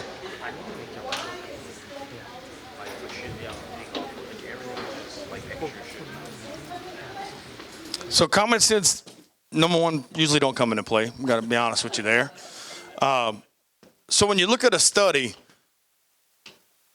you know, to understand what study you might be talking about right now, I can't relate to one related to anything we have going on, right? When I look at what we've had to do with FEMA is, this is what our numbers cost for us to repair a bridge and parts and all that other stuff like that. So I got to get all that together. I got to present that to FEMA, and then I got to go through their process for 4 years to figure out if they're going to reimburse us and at what level they're going to reimburse us, right? Right. I mean, you're looking at stacks of information, right? When I look at what we got going on with CDBGR funding, one of the two studies we're working on, which I really consider more of a plan, is a wastewater study and a stormwater study. And what those things are going to give us is, these are the priority list of things that need to get done, and this is how much they cost. So then I could take the number one project that maybe costs $2 million and go find funding for that. So those are the levels of studies / plans that we're working on to get an understanding when I need to add a community, a subdivision, a row of houses, or whatever it is to the sewage treatment plant.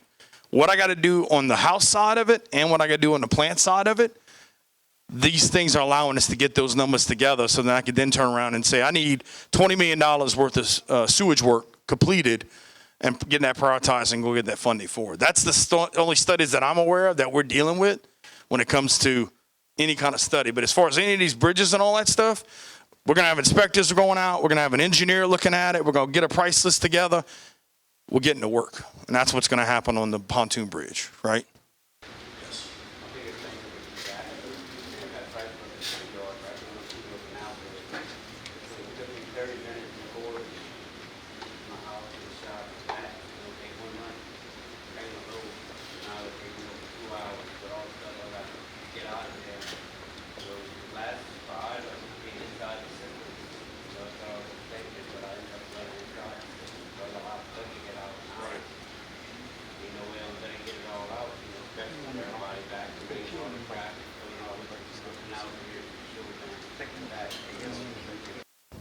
So as far as our hurricane preparation and planning, the conversation we have already had is, unfortunately, people are going to have to get out earlier, right? So whenever we look at a storm and we start having conversations about, you know, what do we do at 100 hours out or 72 hours out, calls that we maybe waited a little bit longer to make, now we're having to look and say, and what's crazy about it, you got some of these storms going to kick up 2-3 days and go from nothing to something right on top of us, right?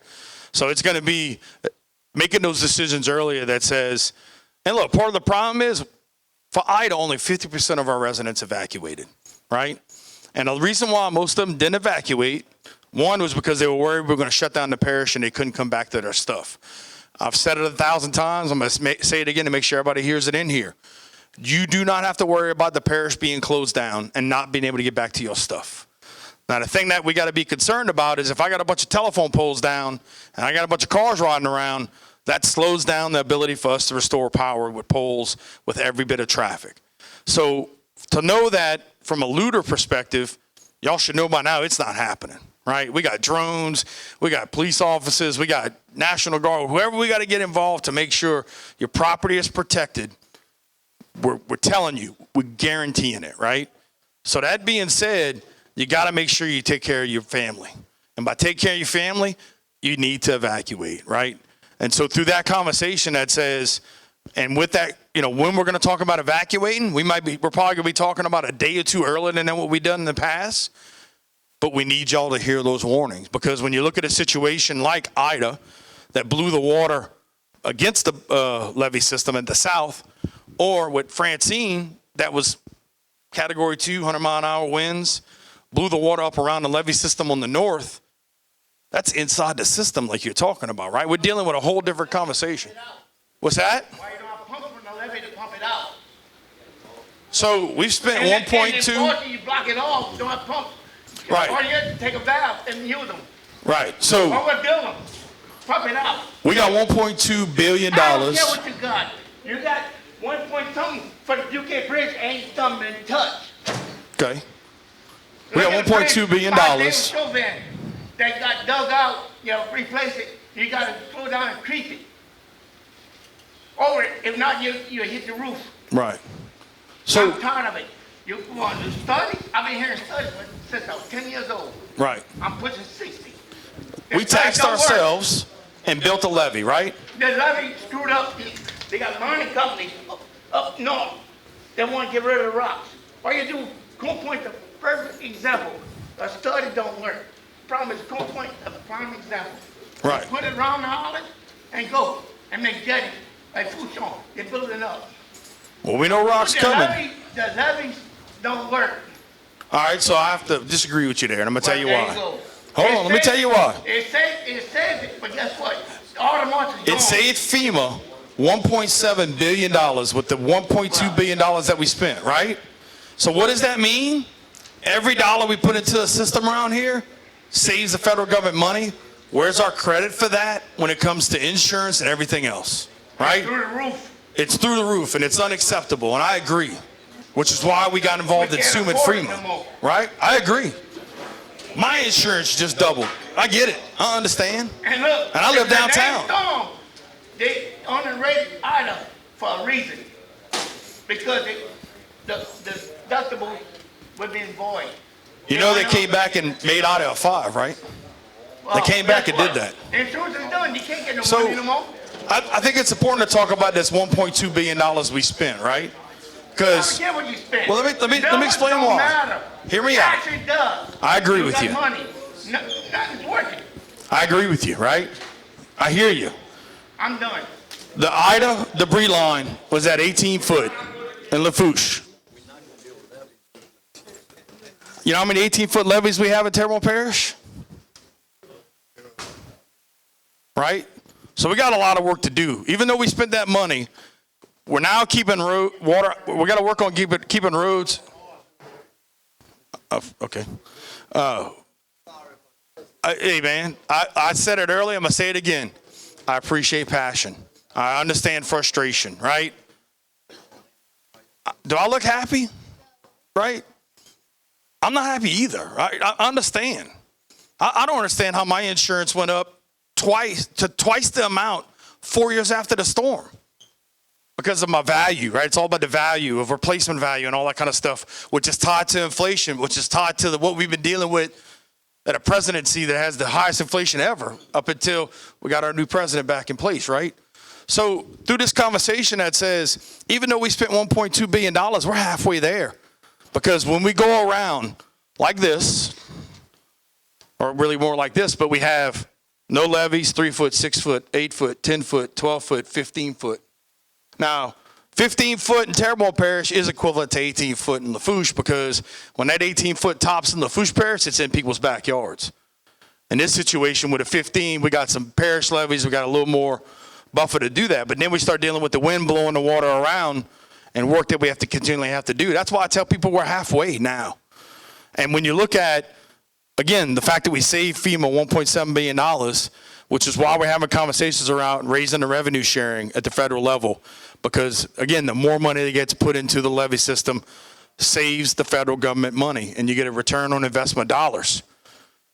But, again, we went from a lot of houses having water in them to yards having water in them. When with Rita, we had 11,000 homes flood. For Ida, 0. Francine, 0. Right? So I hate studies. I hate all that stuff. But I want to make sure you guys understand, we still got a lot of work to do.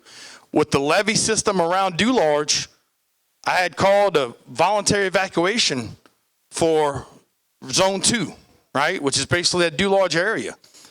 If that storm hits 30 miles west or gets a category bigger, that's a bowl of water, right? And I think it's important for our residents to know when we have a conversation about evacuating, we're not just trying to get you to leave just to get you to leave. We're trying to get you to leave to save your life and take care of your families. And unfortunately, we might have to come back and fix property, right?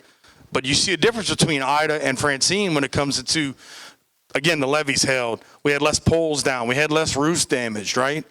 All that stuff factors in the fact that we're doing permits for roofs. We can give the insurance groups, we have 80% of our roofs have been replaced in Terrebonne Parish. Where's our discount, right? They passed 26 bills in 24, more bills this year. Nothing happened to the rates last year. That's all homeowners related. More bills this year, yet to be determined what impact that's going to have.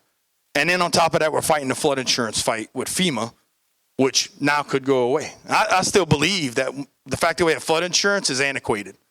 Because I like to say, well, let's talk about California. They had a flood around the time they had the hurricane, which is all just crazy to say about California. But 80% of the homes that flooded in California didn't have flood insurance because they never flood. But they have disasters. So where's the conversation that says instead of having this being called flood insurance, that we call this disaster insurance, and you deal with hail and fire and tornadoes and floods and hurricanes and everything else, right?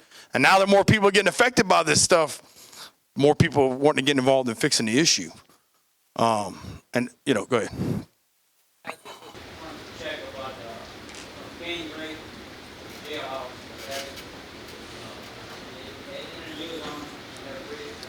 Still working on finding the funding. I think all in all, that's about $11 million between a floodgate, levee, pump stuff. So working through, I tell you what I'm doing right now. When I look at projects that are partially funded, I'm trying to find the funding to get some of these projects finished out so we get them off the books and move the next one up. That is a project that we turned into our fellow delegation for earmarks, and we're having conversations with CPRA about trying to get some funding to do that stuff also.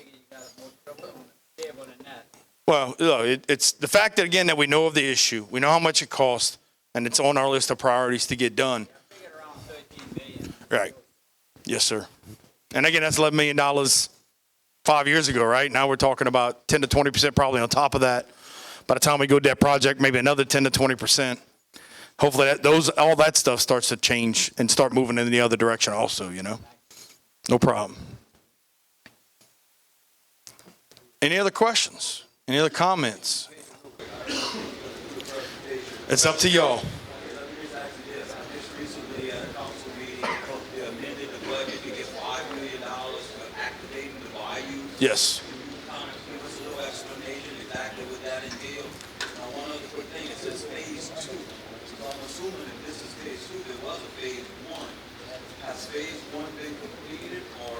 So activate the bayous encompasses a lot of stuff. And the reason why we call it that and we get plans in is that as we progress through this process, it gives us opportunities to do some different things, right? So, for example, phase 1 was a boat launch, and I think it's in Montague it was, right? What we're looking at with phase 2 is a conversation about the waterways being healthier. So when we got in office, there was $8 million that the parish had since 2012 for Bayou Terrebonne. The problem with that is it was meant to be a 6-foot dredge project of Bayou Terrebonne, and you can't dredge Bayou Terrebonne with $8 million from intercoastal to the parish line, right? So we went in and said, let's do some level of a snag and clear. And I got to give my CAO, my public works director credit because they said, let's start a project. And we were from Lafayette to West Side Boulevard. And we worked and cleaned a lot of that stuff up. Now, there was an original Ida cleanup. They got what they couldn't get everything. We're getting ready to go through a Francine cleanup right now. You identify points, and then you go collect it with the money that you have, right? So they're not necessarily going to give you enough money to go pick up all the debris, because even in the debris cleanup, we have to match that. And a lot of times with FEMA, it's a 90-10 match, right? How much is to activate the bayous is going to I'm- pertain I'm- specifically to Grand Caillou? I'm getting to that area, right? So when I look at all those different projects, what we was able to do at Bayou Terrebonne, we said we want to at least do that level of cleanup throughout the parish. So we said, okay, let's take that funding and let's make sure that we could take that money for Bayou Terrebonne and get it done all the way to the parish line. And so we're going through the permit process on that. And then we start working our way outside from there. And so when I look at the fact that the next two are going to be Bayou Grand Caillou and Bayou Dulac, those are the two that we're going after, because we've had a lot of silt buildup. We've had a lot of trees in the way. So those are the two bayous that we're going to work on getting work done on top of the money we're going to be doing with the derelict vessels, and kind of working together on that. And then once we take that and then better kind of push that out to the rest of the parish. I don't mind. The project that everybody sees going on right now in the Ashland area where you're dredging that canal, is that going to activate the bayou? No. And the next question would be, how far down again is that project going to extend going south as far as dredging the bayou? So we wanted to get some stuff rolling now, right? And while we're going through the process of getting approvals from the state, which has all kind of stuff with environmentals, we said, look, we got a need now. Let's try to take some money from our current budget. Again, when I'm looking at where I spend funding and how I spend funding, I got $250,000. Well, I can either stripe a road, or I can go dredge or clean up that bayou. As far as distance and time, I could look at either Noah or Dave and kind of give us a better understanding of how far we're going to go. But we kind of consider that a phase one that we're paying for with ourselves, that once that other funding is freed up and ready to spend, that we just continue that project and continue going. How far down? Noah, you want to? Bayou Pelton for now. First phase. Right. Yes. Right. Yeah, I mean, look. One of the conversations, give me a second if you don't mind. One of the conversations we had about the fact of how Bayou Grand Caillou and Bayou Dulac got to where they are, one of the problems is the pump station that's up there by Ashland is pumping silt, right? So we got to look at getting a bigger retention pond. Right, so we got to get a bigger retention pond, and the fact that the retention pond is as big as it is why basically we're pumping dirt into that bayou. So again, to get in there and kind of start cleaning it up and get prepared, and doing that with funding out of our current budget to get those projects then online, we wanted to make a quicker impact on it. Again, I might not be able to spend that money till October. I might not be able to spend that money till February, depending on what we got to do with the state and with HUD for that funding. But we said in these two bayous, and in Bayou Terrebonne, we got to get some stuff going now, and that's what we did. You say y'all gonna be digging the bayou from the pump station up the Grand Caillou Road all the way to what y'all call it, Bayou Bethel. Well, I live in the stretch between the little bridge by the Baltimore Relay to Bayou Bethel. And the bayou right there is losing mud. The man that dug the bayou dug it 60 feet deep. And we losing 55-gallon drums of mud. I put a bulkhead in the end, and I guarantee you on the outside of my bulkhead, I got 10-foot straight drop. I try to put a boat launch, straight drop. The line next to me, my neighbor's been there 40 years, and I guarantee he lost 3 foot of mud in the back of his house. So I don't know what y'all digging in the back of my house. No. So we're not gonna be digging the same amount everywhere we go. So what you're talking about, that's exactly what you're talking about. That is dug very deep. And that does cause some bank issues, but last year, with Bayou Belt, that's all silted in. That needs to be able to flow out and in, so we got leakage and those issues, but no, anything like that. All right, you got belt needs to be done, just checking. And again, you look at that project, right? Those projects, that CDBGR funding, it's $117 million that we're getting from HUD through the state that has to be used for economic development or resiliency in low to moderate income areas.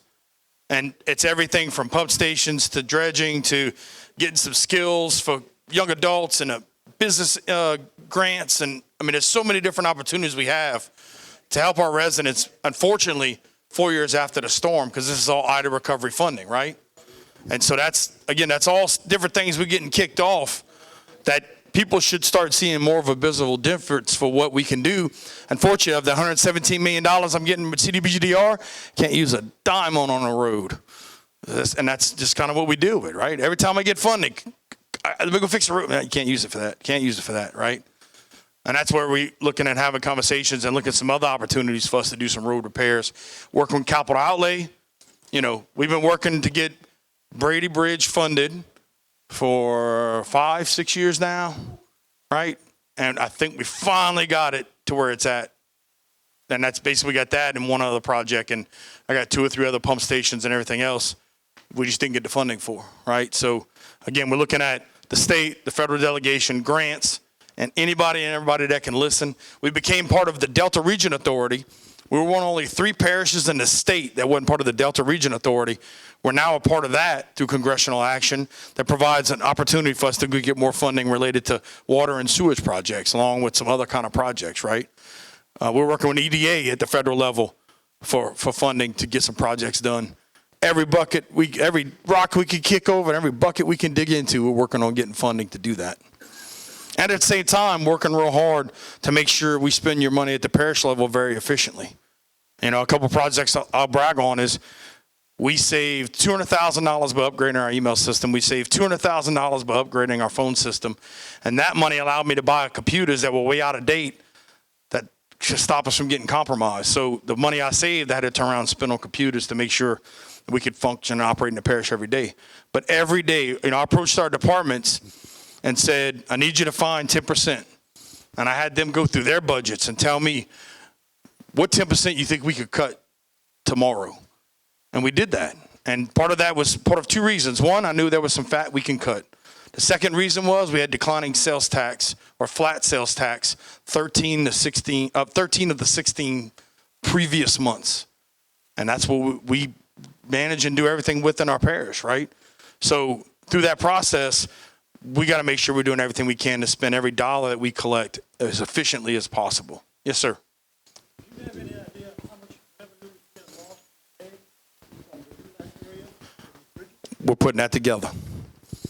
Yeah, I am putting that together. And that's something, I'll tell you a couple other things I'm working on. One is a study that I commissioned TITA to get done to understand the impact of fisheries in Terrebonne Parish. Because there's a lot of conversations about if you bring something here, what impact it provides from a positive impact. But I want people around the world to know that if we were to lose our shrimping and fishing industries, how much would that hurt us as a parish? And once I have numbers like that, then I can apply it to things that say, by closing this bridge down, that has a $10 million economic impact to our region. And again, I go back to the $1 million project for Dakeville Bridge that probably would cost us half that, if not a quarter, $250,000.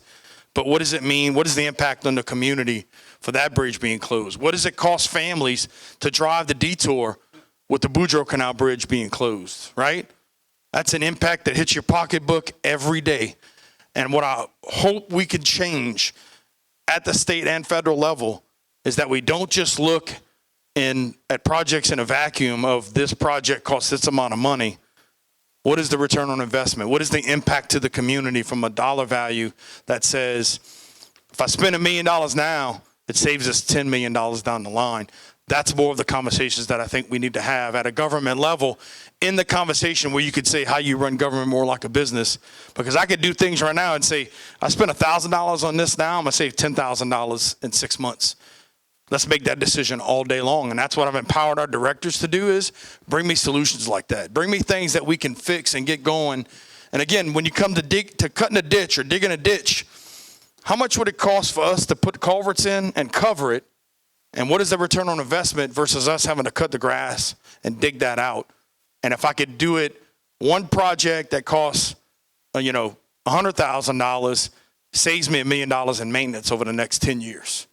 Those are the conversations that we're having at the parish level that says, again, how do we do this differently? How do we do this better? How do we take some of the common sense and some of the things that business owners and people deal with every day and implement that into government as much as you can? Because I say all the time, government's not the issue.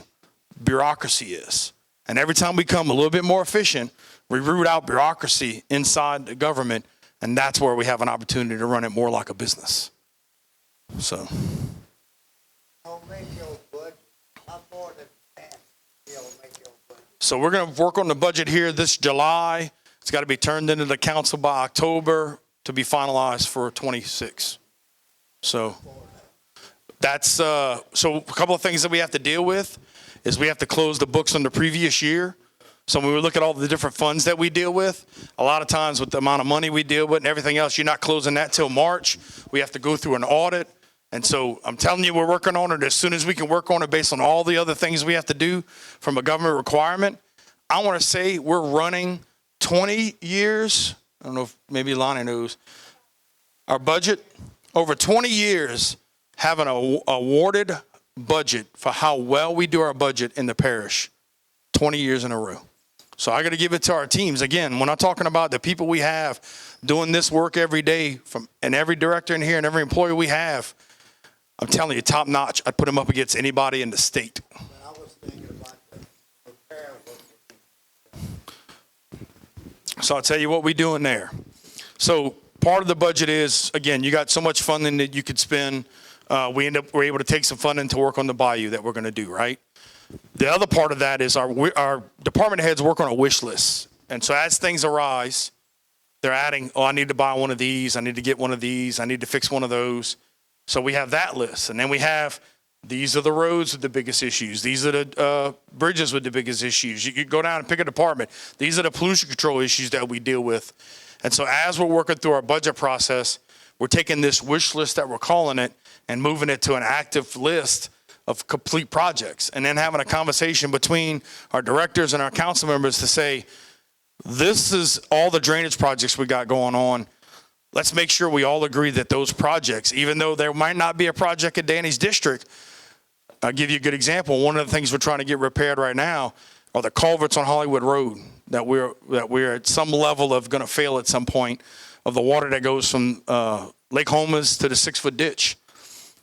That's on our list of stuff that has to be fixed immediately, because that's, again, I'd call that a priority one, right? When we look at roads, we rank them. The worst road is a 10. We're going through the roads that are a 10 to begin with. The lift stations, the fact that we don't have generators for all of our lift stations, we're having to bring portable generators around. You know, we're going through all those conversations, but the people that have been doing these jobs 10 years, the residents that bring issues up to us, the council members that bring issues up to us, the representatives and senators that bring issues up to us, all gets put into this list that says, these are all the things going to 290 projects that we're working on. What's the top priority of every road, pollution control, police, fire, every department going down the line? And that top first initial line item might be $20 million. What can I do inside our budget? What can I bond out? What can I go get funding from with capital outlay? And getting everybody involved in that process, again, having meetings with our delegation at the state level, having meetings with our delegation at the federal level, because they're talking about having the ability to give us $4 to $5 million per rep and senator in DC. You know, that's where, okay, if I had a $4 million project, what's the next $4 million project that we work on and we do? But you know, I can tell you that we may only start putting together a budget in July, but every day we're working on what's this need. This road is now damaged. That road got worse than it was. Now we've passed this road, and it's now a 8 instead of a 10. We're always looking at that and always looking at funding. So if you ever watch a council meeting, they have these things called budget amendments. And budget amendments are, if we get more funding or we have to spend funding in a different manner, that's why we do budget amendments in the meetings. And that's conversation saying, well, I had X amount of money allocated towards computers, but I got to go fix this pump that's down. I got to move it from the computer budget to the pump budget. We're doing that every council meeting. You'll see budget amendments up there that says, we've received this funding, we got to recognize it, or this funding was in this pot of money and I got to move it to that pot of money. We're doing that every day.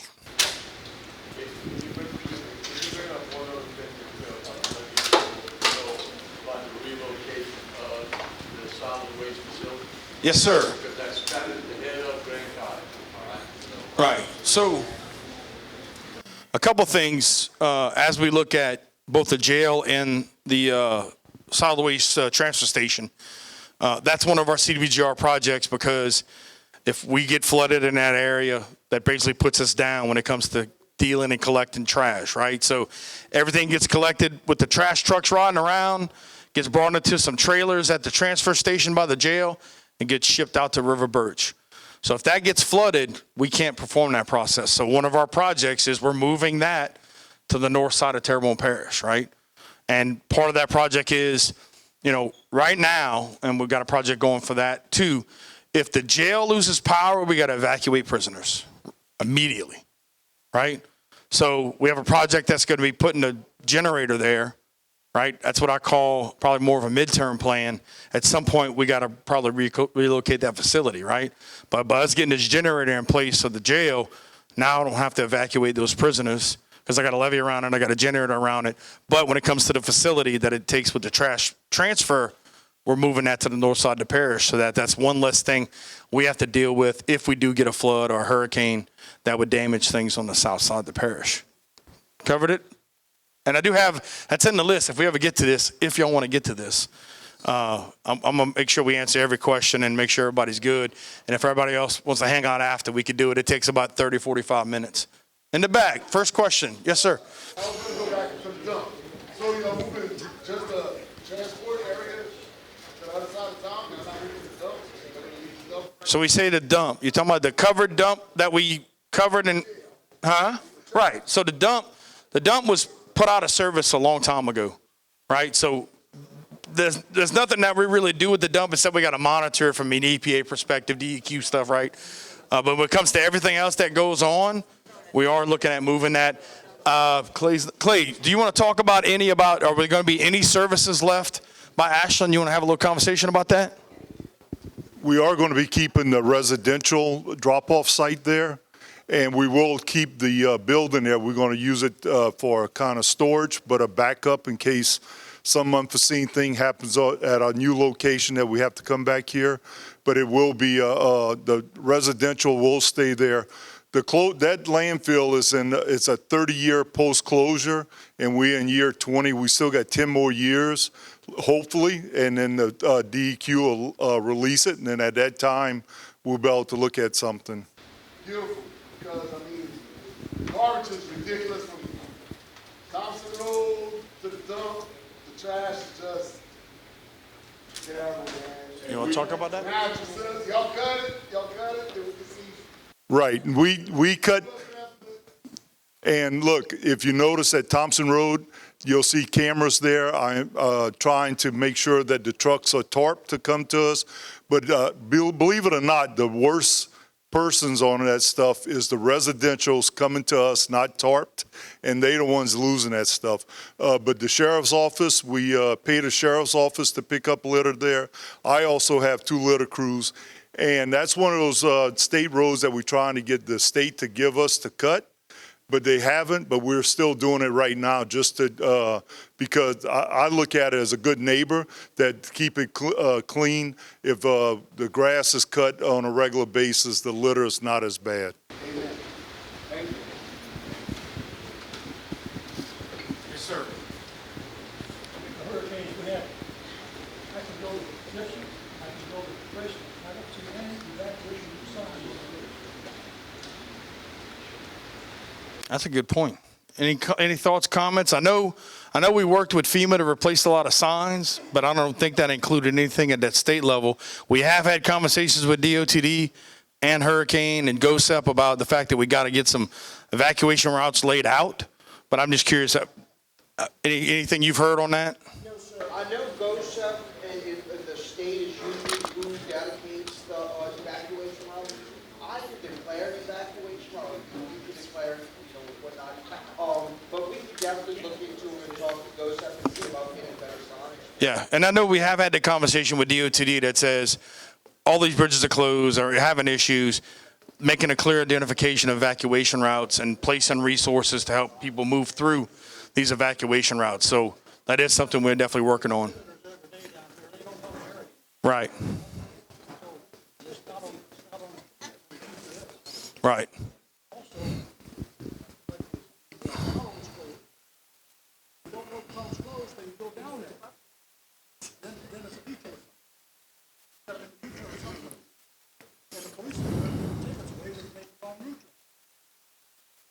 So when, So the signs, the warning signs, the information signs, the intersection way before. yeah, we've been working with DOTD. What's interesting is when I talked about them letting us know what roads are going to be closed, they said, sign up for my DOTD. Oh, and by the way, we don't put all those in there, so you might not find out it's closed till it's too late. And so as we work through now, when you say our guys are giving tickets, where did my police chief, right, Travis, you know anything about us giving tickets for people making illegal U-turns related to detours with the tunnel being closed? About a tunnel. Right side of these, so if they come across. So if they come across a violation, yeah, they're gonna write them. But as far as an excessive amount of illegal U-turns, no, we haven't had a complaint about that. But if we see something that's excessive, then we'll get a unit out there to monitor it.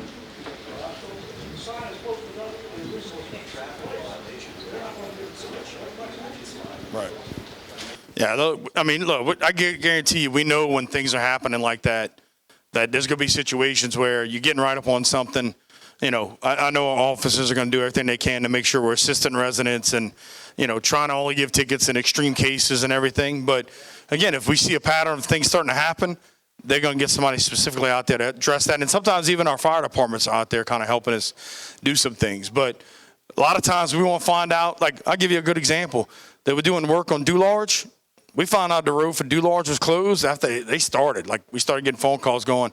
And we're like, man, I thought that wasn't going to happen for another week. Or, well, we got delayed. Or that was supposed to happen 2 weeks ago. You know, so there's so many things that we're dealing with. And that's why we have the big conversation with DOTD is they got to do a better job of communicating. Because they'll send something out, and it'll be something different 2 hours later. And then we're calling them going, hey, what's going on with this? Like, and when they're hiring contractors, they're like, we didn't even know they weren't supposed to be out there till tomorrow. I don't know why they started today, and vice versa. So making sure that information is shared is something that I know is going to definitely change with DOTD. And again, I think we have a great working relationship, but at the end of the day, if they tell us it's going to be tomorrow and then somebody comes in tomorrow and tells them, no, we're going to be next week, they're calling us and saying, man, I was going to do it tomorrow, but I got told I got to do this next week because I got this other emergency I got to go take care of.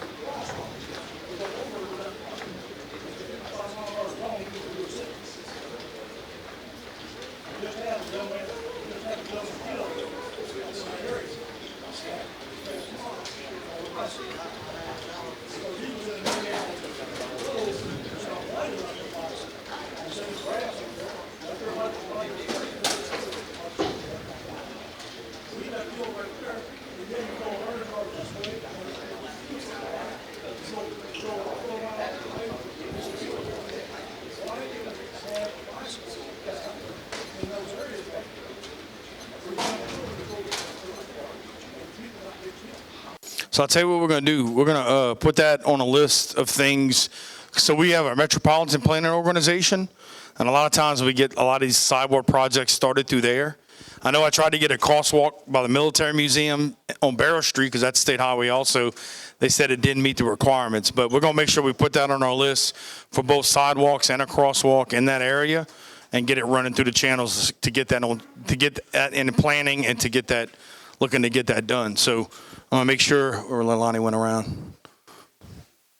Oh, we'll check it out. Make sure we get it filled out before we leave. And then we have that. What's that? Neither do I. Right. One's too many.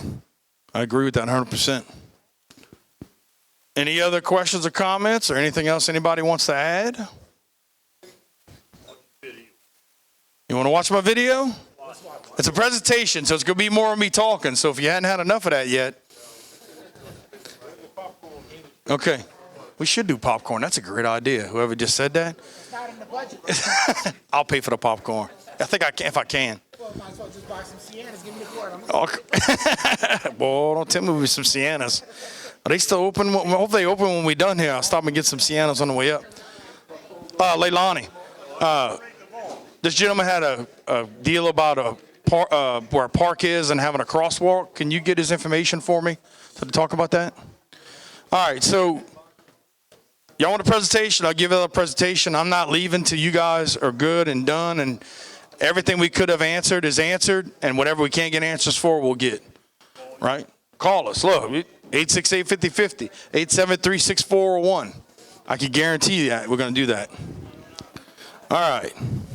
So we're going to go ahead and run through this right here. Again, I give a real informal presentation so that if you have questions as we're going through slides, don't hesitate to ask. And I'm going to ask if there are any questions before I progress to the next slide.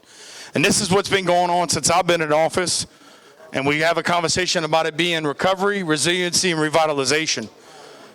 Originally, it was recovery, resiliency, and quality of life. And somebody said, hey, we probably ought to call that more about revitalization. And so that's what we changed it to.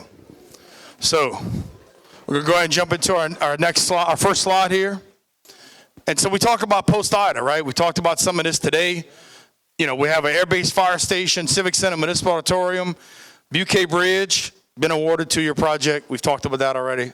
We're going to skip unless anybody has any questions. Go ahead. Power plant, I talked about that. We're still waiting on FEMA to obligate $105 million of the $170 million. They're only building it back to an 80 megawatt plant, but we have the opportunity to build it back with more efficient technology.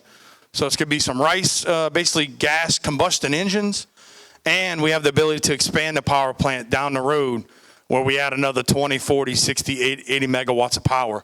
But FEMA will only bring it back to the power that we have. And then we have temporary generators. That's what you see, those 18-wheelers outside. So to date, we've been called upon 262 hours. We're in a 200-megawatt pocket of energy from Morgan City to New Orleans. Of that 200 megawatts, we were providing 80 megawatts with that power plant. Right now, we have 20 megawatts of temporary generation. Again, that covers load, that covers the hospital, covers the water plant. So whenever MISO comes out or MISO comes out and says, you have a huge power load in your area, we need to pull on it. We have the generators in place that FEMA's paying for and will continue to pay for until that new power plant is built back up. We also had 847 line repair issues post-IDA, and then some of that got damaged. Again, we'll go to the next slide. Got damage related to Francine, and so we have Hurricane Ida's work is being finished as we speak. Hurricane Francine's work was finished. For example, Hurricane Francine ripped off the temporary roof of the power plant in the Civic Center, right? So these are things that are going on to get our power system, which is 14,000 customers in the city limits mostly, and a little bit other areas besides that. But again, why is that important to you? Because it's the power plant, it's the hospital, water plant, airport. Next slide. We talked about CDBGDR, the $117 million related to resiliency, economic development, and has to affect low to moderate income, right? We filled out, we had a bunch of applications that were due. Some of that was due right when I took office, those plans. And then once they approved those plans, we had to go through the application process. We've been going through that application process and having conversations and questions answered since November of 25, November 30th. And right now we have, everything's been approved except for 6 projects. And a couple of those projects are, for example, for resiliency centers. They want us to do a study and then start putting in some resiliency centers, community centers in place. So with that, they say, well, we're not going to approve that project until the study's done. And I'm going to jump to the list real quick, if you don't mind. I see your hand up. These are the projects that have been approved. And so when you look at this list, again, everything from, like we talked about, Activate the Bayou, pump stations, a business incubator, water support. So when we look at the fact that there's a water line that supplies the east side with water is on the brink of failure, we're going to be replacing that water main and helping Waterworks get that done. Wastewater plant, wastewater implementation, a wastewater plan, stormwater, community centers I talked about earlier, support the seafood industry, right? So we have that divided now into 3 phases. It was going to be some funding, a study, and then more funding. They said, we want you to get the study done first. So we're going to go through a study and understand the different tiers a fisherman, right? So you got people that have maybe a vessel or two. You got somebody that has a dock. You got somebody that maybe has a processing plant or a few boats. Understanding what those needs are at all levels, and then coming looking to fund all that. Stormwater, small business incubator, small business grants is one that's we're still going through the approval process on, and that's getting money to businesses to help them, again, 4 years after the storm, even though it's related to hurricane recovery. Yes, sir. We hadn't spent a dime, and every dime of that $117 million we have to spend and be reimbursed, which means we have to meet the HUD requirements because it's HUD money through OCD at the state. And so we have to get environmentals, we got to go through compliance, we got to go through all these rules and everything else. And if we don't do that, we don't get reimbursed. Or if we do something to have a problem, we have to give that money back. So every project that we're talking about has to be sustainable for 5 years. We got to pay for that up front, right? And that's what happens a lot of stuff, especially with FEMA and with the federal government. We got to pay for it up front, and we got to get reimbursed. And then we got to follow all the rules to make sure we get reimbursed, right? So every bit of that, they don't come with a $117 million check and be like, all right, let us know when you're done. No, it's this project's meet this milestone, this meets this milestone. I'll give you a good example, this downtown steam engine. So that's going to be taking a building we've had downtown. We're going to put Bayou Region Arts Council and Bayou STEM. And so we're going to work on skilling young adults, young people, and everything that has a conversation around STEAM, which is STEM plus arts. We're going to have a music box village that everything's an instrument. We're going to have a covered area for performances. But what I'm bringing Bayou STEM and Bayou Region Arts Council into that is I want to make sure that we're going to do robotic trash cleanup projects. We're going to do things that with drones. We're going to do things to give people skills that provides them an opportunity for jobs and different things right here in our hometown. Because we got a drone project we got going on at the airbase where we need people to fly, build, maintain. We want to make sure that even people that have adults that say, I want to change careers, that's going to be a place that we can make that happen. Yes, sir. Jason wasn't the parish president under either, but State Representative Domingue right here and I were both in the council at the time. We had to borrow $50 million to keep the government going after the storm, okay? Because like he said, we have to pay for things before we get reimbursed for them. So we went out and had to borrow, because we had a good credit rating, $50 million to keep us going. So it's not like we could just go out and do all of those projects. It takes a lot of money. And remember, if we got a $250 million budget here, you can almost double that. That's not all coming from us. That's state dollars. That's federal dollars. That's not just coming from sales tax dollars, okay? So, again, it's a complicated process, and I've been at it for a while, and I'm not going to tell you I understand it 100%. Okay? And look, when you say you understand 100%, we've had situations where they didn't change the rules, by the way. And we got to, like with this program right here, it was supposed to be 2 allocations.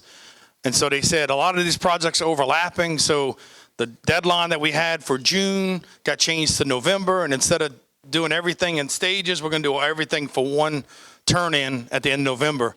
And again, here we are, June, still going back and forth with OCD. And some of it is, hey, we want to do this with this money. Well, maybe we've never done it that way. Let's figure out a way for you guys to use the money in the method you need to and make it meet the requirements. And that's been some of the conversations with OCD has been. Yes, sir. I'm sorry, repeat that again? How come we can't get more pork out of House of Representatives Johnson? So I've been there and had conversations with him. And, it's like we've never had an opportunity like we have now with the fact that we have Scalise and Johnson in place with that. But as soon as Johnson shows any kind of favoritism to our region, out as speaker, right? I hear you. So it is a balance. And I'll tell you, so one of the things we're working on that they've been heavily involved in, both Scalise and Johnson, has been the conversation around the coastal projects we're doing is based on a Go Mesa, which is revenue sharing. And that's had a $500 million cap, right? And that's across all the Gulf states. Louisiana's share has been about $150 million. of which I think it's about 20 million goes to the parishes and the other money goes to the state. So when we build in projects like a levee, a pump, lock system and everything else, that's where a lot of that funding is coming from. Comparatively, we have a 37.5% share when all the interior states have a 50% share. And the way that happened is that as they were forming states to the west, a lot of those states were formed federally. So for example, Nevada's 65% federal lands. So they said, for you to be Nevada and do everything you need to do as a state with Nevada, they created a mineral rights agreement back in the 30s and 40s, which gave them 50% of all mineral rights. So you fast forward to us in the Gulf Coast and the fact that we are doing everything offshore, an industry that was just getting started around that time, and who knew, what it would become. That's when Go Mesa was created. And Go Mesa, again, was 37.5% share and a $500 million cap. So through the conversations we've been having, the last, year and a half, 2 years has been, we need to lift the cap and we need to get more of a share. And I can tell you that Johnson and Scalise were heavily involved in both of those bills to raise the cap to either somewhere around $650, $700 million and to equal our share from 37.5 to 50%, right? So I can tell you that's what they've done, and that's where it goes back to the money that we're putting into the $1.2 billion that we taxed ourselves from. For now, we got the Corps engineer involved in a project. They're building the section Reach A over here, which is in Dulac.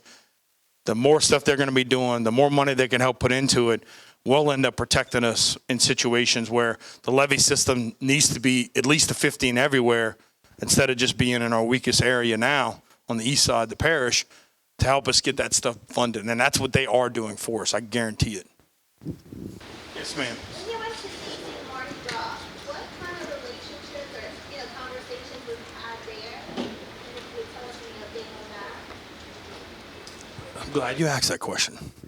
So I'll be going to DC for Mardi Gras for, probably, I think it's 2021, I think was the first time I was able to go because I'm involved in the chamber. And so a lot of work gets done in that time period, right? And in situations where I would have been in meetings with probably 20 to 30 people, I was able to have conversations with 3 and 4. And one of the things that came into the conversation then was this reconciliation that I've just talked about, where we were able to put revenue sharing in reconciliation. So reconciliation is an interesting opportunity that you have to have the Senate, the House, and the presidency. And you basically end up doing what's similarly called a budget reset, right? So at that time, during that trip, there was conversations with FEMA. There was conversations about, can we do an executive order to reverse risk rating 2.0? Because as y'all saw, as Trump took office, he got right into doing executive orders. He got right into making some changes and flipping some stuff upside down.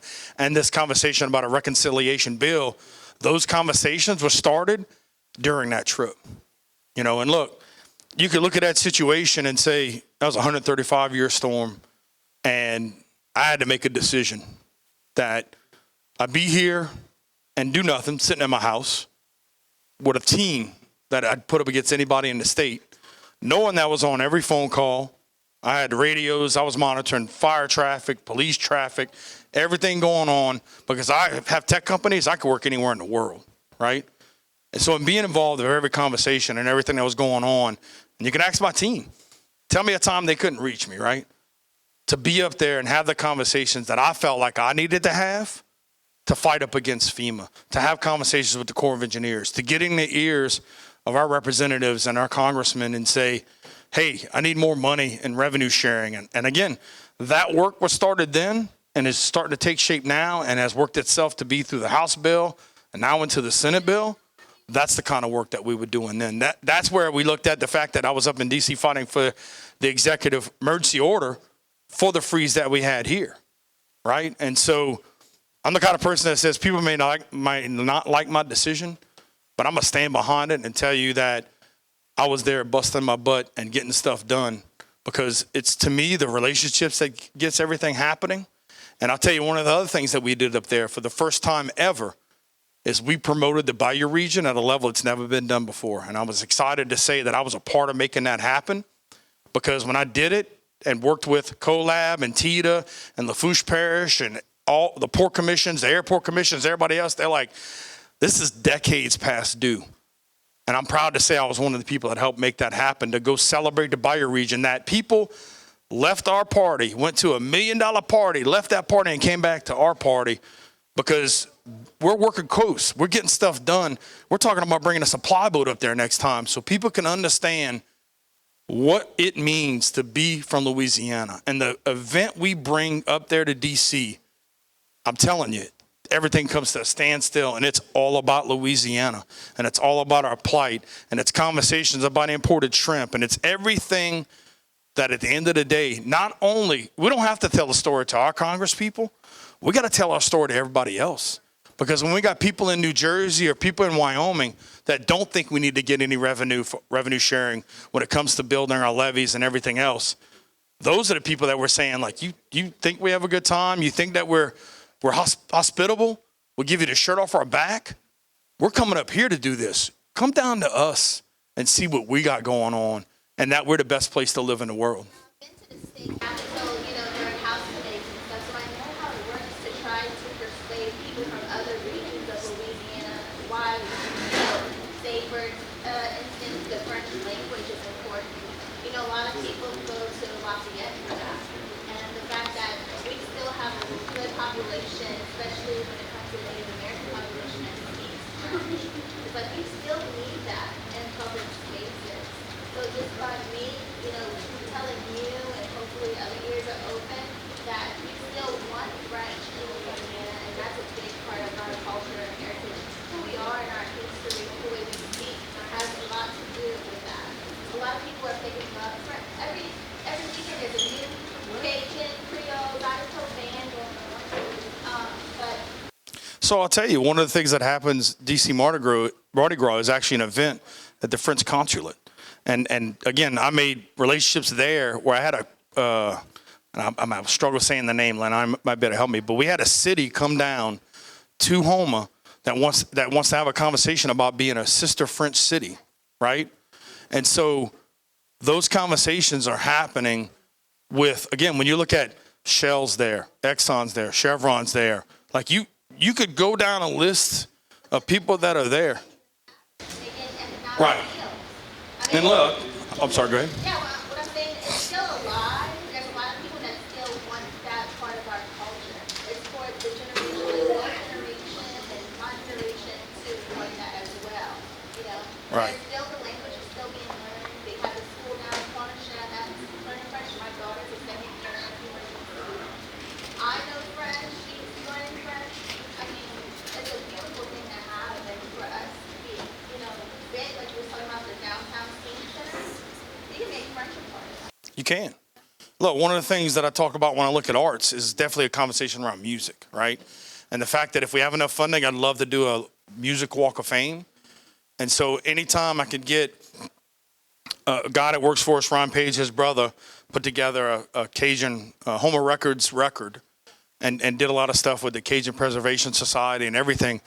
All that fits into it. When we say arts and theme, like somebody's going to build something, somebody can have the opportunity to design it, paint it, color it, right? And look, not only did I have that trip to DC Mardi Gras, I went back up in February, at the end of February, because I went to have a meeting with FEMA and had conversations about, I need my money for my power plant. Like, who do I have to talk to? And then they're saying, oh, by the way, once we agree to everything, if it's over $1 million, it's got to go to the Corps of Engineers for 60 days for them to double check the numbers. All right, well, I'm leaving here and I'm going to meet with the Corps of Engineers because, again, who do I got to talk to move this thing along? And it's hard to tell somebody no when they're standing right in front of you, right? And I'll go, look, I'll travel anywhere I got to travel and do whatever I got to do to make sure that people know how awesome and cool we are, that Louisiana is a force to be reckoned with, and especially on top of that. What's that? I did miss the French Navy. Yeah, I did. And you know what's funny, though? That's the first I hear that. Anybody heard of the French Navy coming to town? No? Really? I didn't know that. I got to explore Houma, by the way. They rock. They do an amazing job, and that is a jewel. Yes, that is a jewel in our parish. All right, you ready to roll next thing? I say, hey, look, that's okay. People dying to get out of here. Let's go to the next one. Capital outlay. Y'all heard me talk about that also. These are all the projects that we put up to the state that says, I want to get this done, right? And as I go through these right here, you know, these are the ones that have already been funded. Like the Dulac pontoon bridge, we got $400,000 that we were doing with engineering before this damage and before everything else happened. And once I get engineering done, then I can help get funding and other ways to repair it. And so a lot of these projects, especially on this side, is stuff that was partially funded. We're trying to get another 10%, 20% to get those finished out. So that's where we really concentrate. Some of these projects, again, have been in capital outlay for 5 or 6 years now, trying to get fully funded. And then as we add projects and things that we want to do, we lost our park garage. We got to tear that down. That protects our equipment during a hurricane. It also houses PHI helicopter pilot cars while they're waiting to fly back out right after the storm. You know, and when I look at this, and that bad boy right there, the Air Base Park and Softball Complex, I'll talk about it in a little bit. We took over some parks, and my goal is to make the Air Base Sports Park the east side Bayou Country Sports Park, right? Because I believe, man, I'm from Berg, right? I grew up in Berg. I believe that the east side needs the same love that the west side gets. And so that's why with us taking over the Air Base Park, when I have a conversation about quality of life and everything else that we got to work on, right? Bridges, roads, grass, quality of life, activities for our children, futures and skilling for our children. That's all this stuff that works on. And again, I'm working in this area right here and ended up funding with that one right there that we're hopefully going to take another shot and get some other things funded. Any questions on capital outlay? Moving on. Housing crisis. We have an 800 unit affordable housing crisis.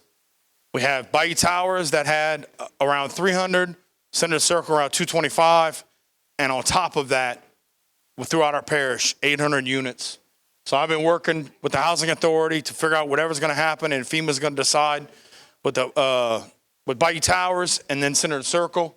And then we have about 300 units of projects that we're working on that within the next 18, 24, 36 months, we'll have coming online, separate and apart from whatever the Housing Authority has going on through these 4 projects right here.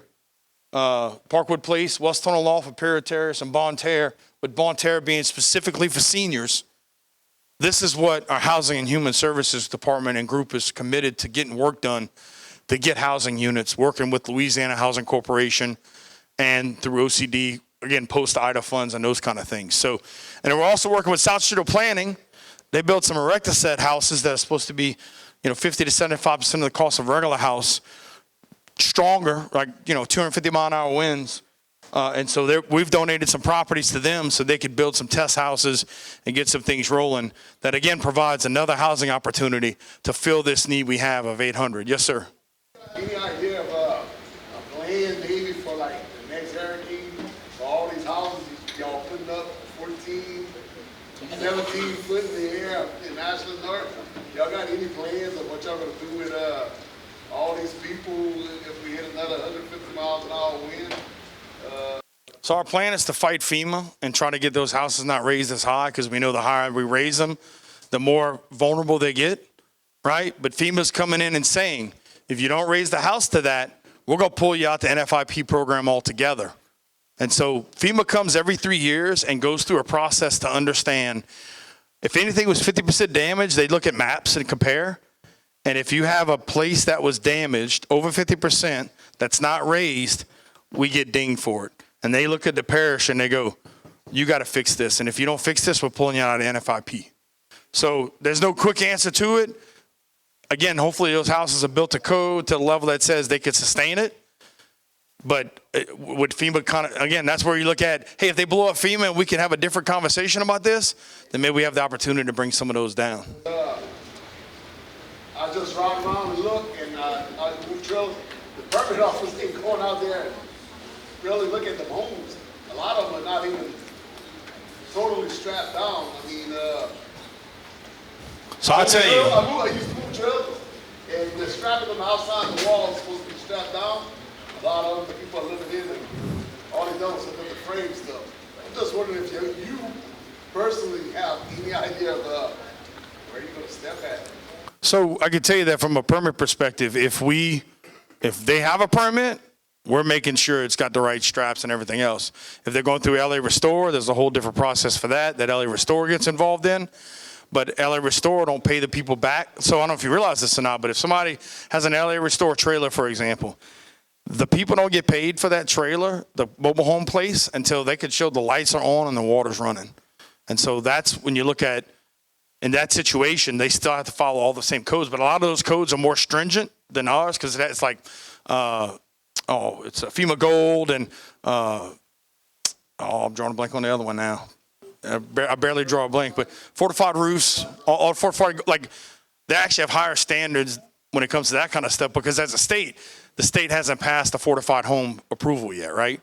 So they're saying if you're going to do this with federal money or state money, you got to meet all those requirements. So it's actually more stringent than if you just build a house without it.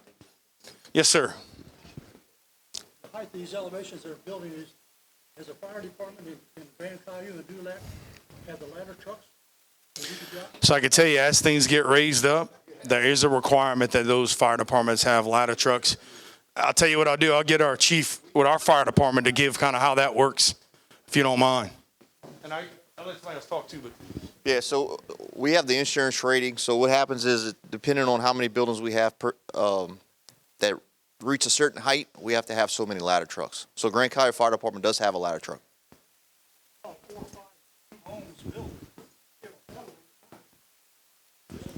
Yeah.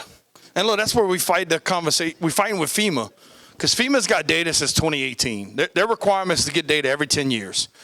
And like I've been explaining to FEMA, they should change that to 5 because we've done 3 times the work in the last 5 years than the previous 10. But right now, we got to pay FEMA to get them to recognize that recent data. And I was talking with Higgins. He's like, you know what? I'm going to talk to President Trump, and we're going to get LIDAR in there. We're going to do it that way. I was like, whatever you can make happen, let's get it done. But the fact that we have homes that are in a flood zone in relation to water, when historically, and especially Louisiana, the closer you are to water, the higher you are, right? So FEMA's just looking at it wrong. They won't give you the algorithms and how they calculate it, which is why we're trying to reverse engineer it and do everything else that we can. And the goal is to get, again, make sure that these houses don't have to be lifted as high, because in a lot of situations they're saying they're in a flood zone when they're not. And that's the battle that we fight every day. Did you say something, or you wanted to say something on the fire perspective? I just want to note that he touched on it. We touched on it. Does have a ladder. Yep. So Grand Caillou's got a ladder truck. And depending on how many more things get raised and everything, they might have to have 2 ladder trucks. Like, this is something that when you look at what you pay with your fire taxes, it comes back around to say that they have to have their equipment that's required based on elevation of things. All right. Next. Economic development. So we talked about rebuilding. We've been talking about a lot of negative things going on. Got to talk about the positive, right? So if you go to Martin Luther King at the corner of West Side Boulevard and Martin Luther King, you don't see a whole lot of development. That's because there hadn't been any utilities in that area. So the federal government gave us an EDA waterline grant that's going to put some utilities in that area and spur development. And that's also part of the project that the hospital is going to build, their wellness center. Construction, jobs, economic development, right? We bought the Whitney Bank building right before I took office. That's getting foot traffic downtown. Fletcher built a workforce building. We have the Cynthia, Louisiana company that's talking about converting lilies to products. Health unit, we're rebuilding that. We're building a new one on Townhall Boulevard. And then we got American Legion building that we should have our quotes obtained by this month to get that building rebuilt. That's going to be a hub for all of our veterans and any veteran services that they need, right? So those are some of the good things we have going on, along with the CDBGR funding and all those projects, things that are going on positive in the parish right now. Next slide. Permit totals. I think it's important to talk about this. We were right around 3,000 permits a year before Ida. We got up to almost 8,000, right below 8,000. We're tracking about 6,000. So we're twice the amount of permits that we were dealing with prior to Ida. And so, you know, it's taking longer. We're going through process to make it more efficient. We're doing some things to partner with groups like South Central Planning that when we get workloads. But again, something that maybe took 2, 3, 5 days before is taking 2 to 3 weeks. And this is why, right? Because we got the same staff and we're working on trying to get more staff. But at the end of the day, just making everybody aware. Yeah, unfortunately, sometimes it's going to take a little bit longer, but every day we're chipping away. at that load and making sure. And again, when I talked earlier about the fact that we tore down 191 properties in 2024 alone, we still got another 400 on that list, just to let y'all know. Next. Insurance reform, we touched on this. I talked about it earlier. 26 bills in 2024, more bills in 2025. Our insurance commissioner coming down and standing on a levee to show him what the water did in Montague, how that water was right up against the top of that levee. And the conversation he said is, for me to see, feel, and touch this, it's a different kind of experience. So we're working on getting reinsurers down here that show the work that we've done that protects ourselves, the resiliency, the roofs that have been replaced, the poles that have been replaced, and all that stuff that we did after Ida that stood for Francine, right? So through that conversation, working with them, our legislative group passing policies and bills to change that. I talked about working with FEMA to get the data, suing FEMA and Risk Rating 2.0, all things that we're actively working on to try to share information and make sure that when it's a flood zone, it's a flood zone. And when it's not a flood zone, it's not a flood zone. And again, with Trump saying we're going to get rid of FEMA, we're going to give the money to the states, we're working to understand what that means for an FIP program and what it means for flood insurance program and policies across the board. Any questions on this? Next. Talked about condemnations. Again, what we demolished. Ordinance changes we did to speed processes up, to get rid of where we have situations where people are camping out by buildings. It's unconstitutional to do anything with various stream panhandling, so we created a camping ordinance to work on getting rid of people staying on somebody's property. And if the property owner doesn't say they have trespassing, there was nothing we could do. So speeding our process up for condemnations, where we are able to get the information to the final owner faster. And we were doing 25 a quarter. We bumped that up to 50 a quarter with our council members. And we have substitute planning helping us with that process also. So we're processing more properties. We're cleaning up blight. We're working on trying to make sure that property values don't drop. Ooh, safe. Yes, sir. Yeah, I understand blight, but I don't know a man in here that ain't got something in their backyard. So, I understand blight and I understand property value, but property value, the more hard property value is, the more hard you state that, you land taxes at the end of the year.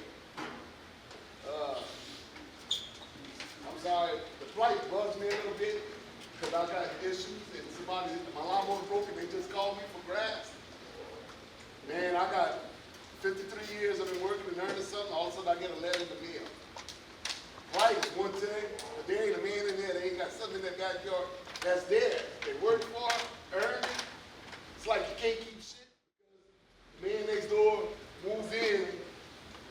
Mexicans moved in and they don't like the long grass, but they on the property line. Hey, and that's the fact.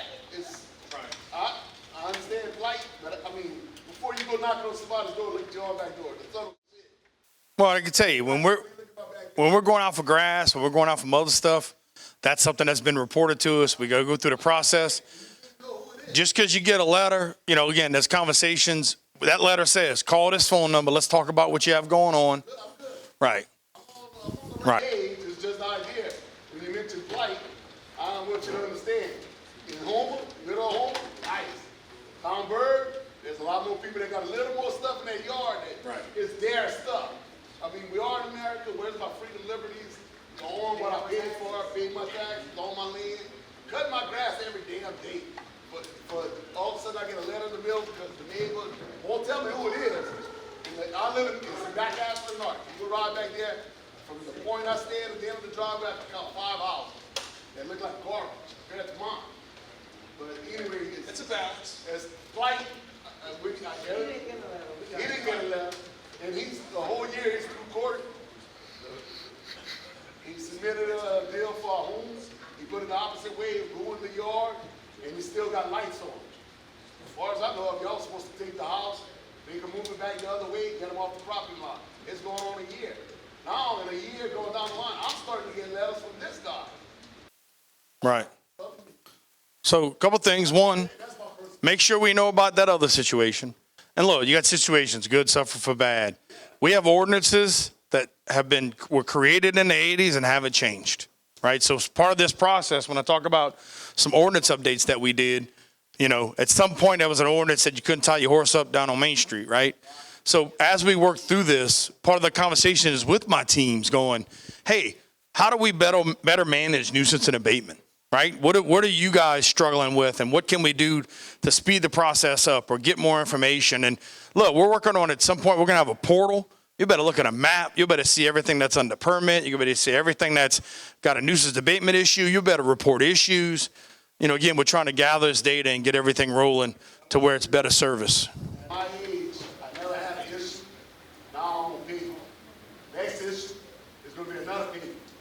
Next people are going to be in court, right? No, not in court. You're going to go to the council. 4 times you get called on, something happens, right? Well, look, we have a process with that. I'm just saying, before you start fining people for abatements, make sure you know their past history before you just go there.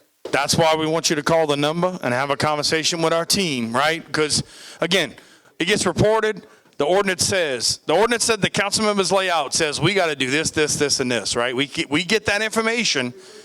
We have conversations, and then we give it back to them. At the end of the day, that's a council decision on how they move forward with some of that stuff. But I know our team is more worried about helping people out and working through issues than they are about us cutting your grass and trying to bill you for it, right? That costs us more money. At the end of the day, we're just working to make sure our property owners are held accountable. You know, need somebody cut your grass, we'll see if we can find somebody here with a lawnmower. We'll send them over there. It is. Oh, I know. Oh, I know. And look at the rain right now.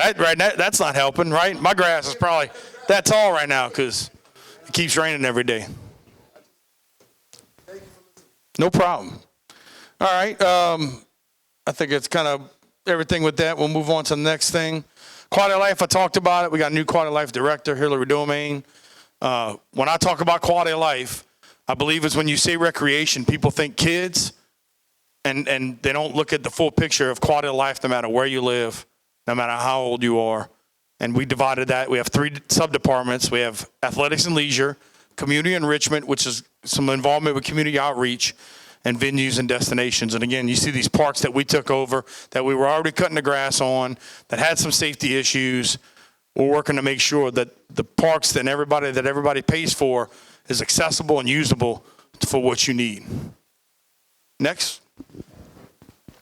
We redid our website. So now when it comes to finding stuff and reporting issues and paying your bills, that's now easier. Again, we've upgraded mail. We upgraded our phone system. We upgraded our website. We're in the process of upgrading our work order system.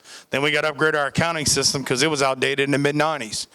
These are things that we're doing to work more efficiently, to get data faster, to make real-time decisions to help our residents. And so if you haven't checked this out yet, go check it out. Again, the first 6 buttons at the top are the 6 things that our residents go to the most. We made it easier to get to them. You can see who your council member is. You got a map and a picture and everything like that. So, get tired of looking at Danny's ugly mug, you'll go look at Kim's or something like that. I don't know. I'm just saying that all that's on the website, and there's all kind of things that we can do. Job openings. We got 39 job openings right now if you know anybody that's looking for work. There you go. Look at that. She pointed. tpcg.org/careers.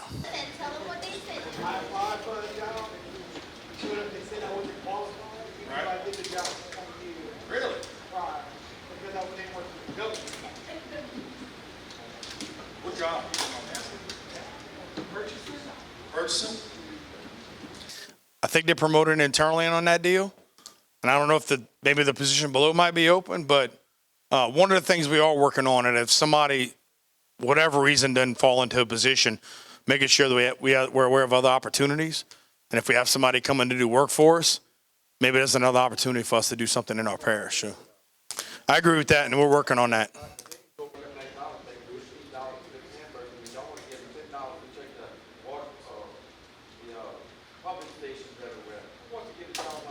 I hear you, and we're having those conversations. I guarantee. I agree.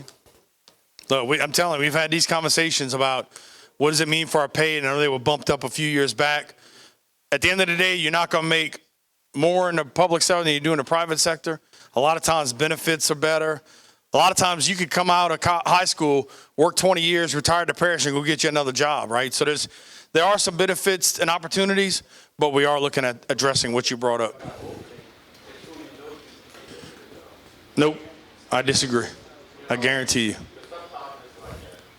It maybe used to have been like that, but.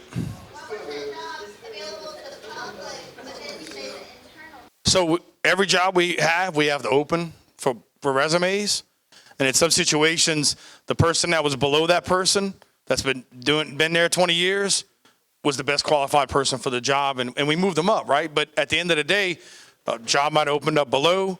And so there might be another job coming out that becomes available. So again, right now we got 39 jobs. We want to make sure that we provide opportunities for our residents. And right. Right. I agree. Right. Yep. Next slide. Bayous, we've talked about this, derelict vessels, the Bayou Revival Campaign is something we're doing to make sure we put less trash in the bayous, and some of the clearing, snagging, and dredging projects that we're working on. Next. Roads and bridges, we've talked about, we started with that, we led with that, but there's some things that we're working with between DOTD, Wildlife and Fisheries. It's the projects that we have going on throughout the parish. Next slide. That's it.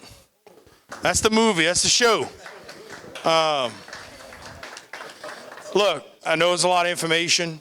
I appreciate, again, you guys making the time to be here because it will take all of us, right? Can't do it by myself, the council members, the staff, the citizens. It takes all of us. And I got involved in doing this job because I cared about my community. I formed a nonprofit. We raised money. We built a bandstand. And then we did some kayak launches. And then we did some hurricane recovery. So when I looked at the struggles that we fought with and the way government got in the way, I want to make sure that government is not a hindrance, that government works on giving hand-ups, not handouts, and that we do everything we can for the safety and for prosperity of our residents. And so we have talked with DOTD about the fact that we have more of a load on it, that they need to inspect it more. They need to go above and beyond to make sure it stays in working order. I mean, it's as far as old as it is. You know how old the Dulac swing bridge is? Yeah. So. The issues that they've had in the past was electric. Right. I do believe that last time they had like an electrical overhaul. So my fingers are crossed as much as y'all. Right. Yes, sir. Yes, sir. So we have parish roads that have to be striped, and they got state roads that got to be striped. So we're working together to get them all done. Yes, sir. Thank y'all again for coming. I appreciate y'all time. And if y'all need anything, please write it on the paper so we can call back to you and make sure your issue's followed up upon. So.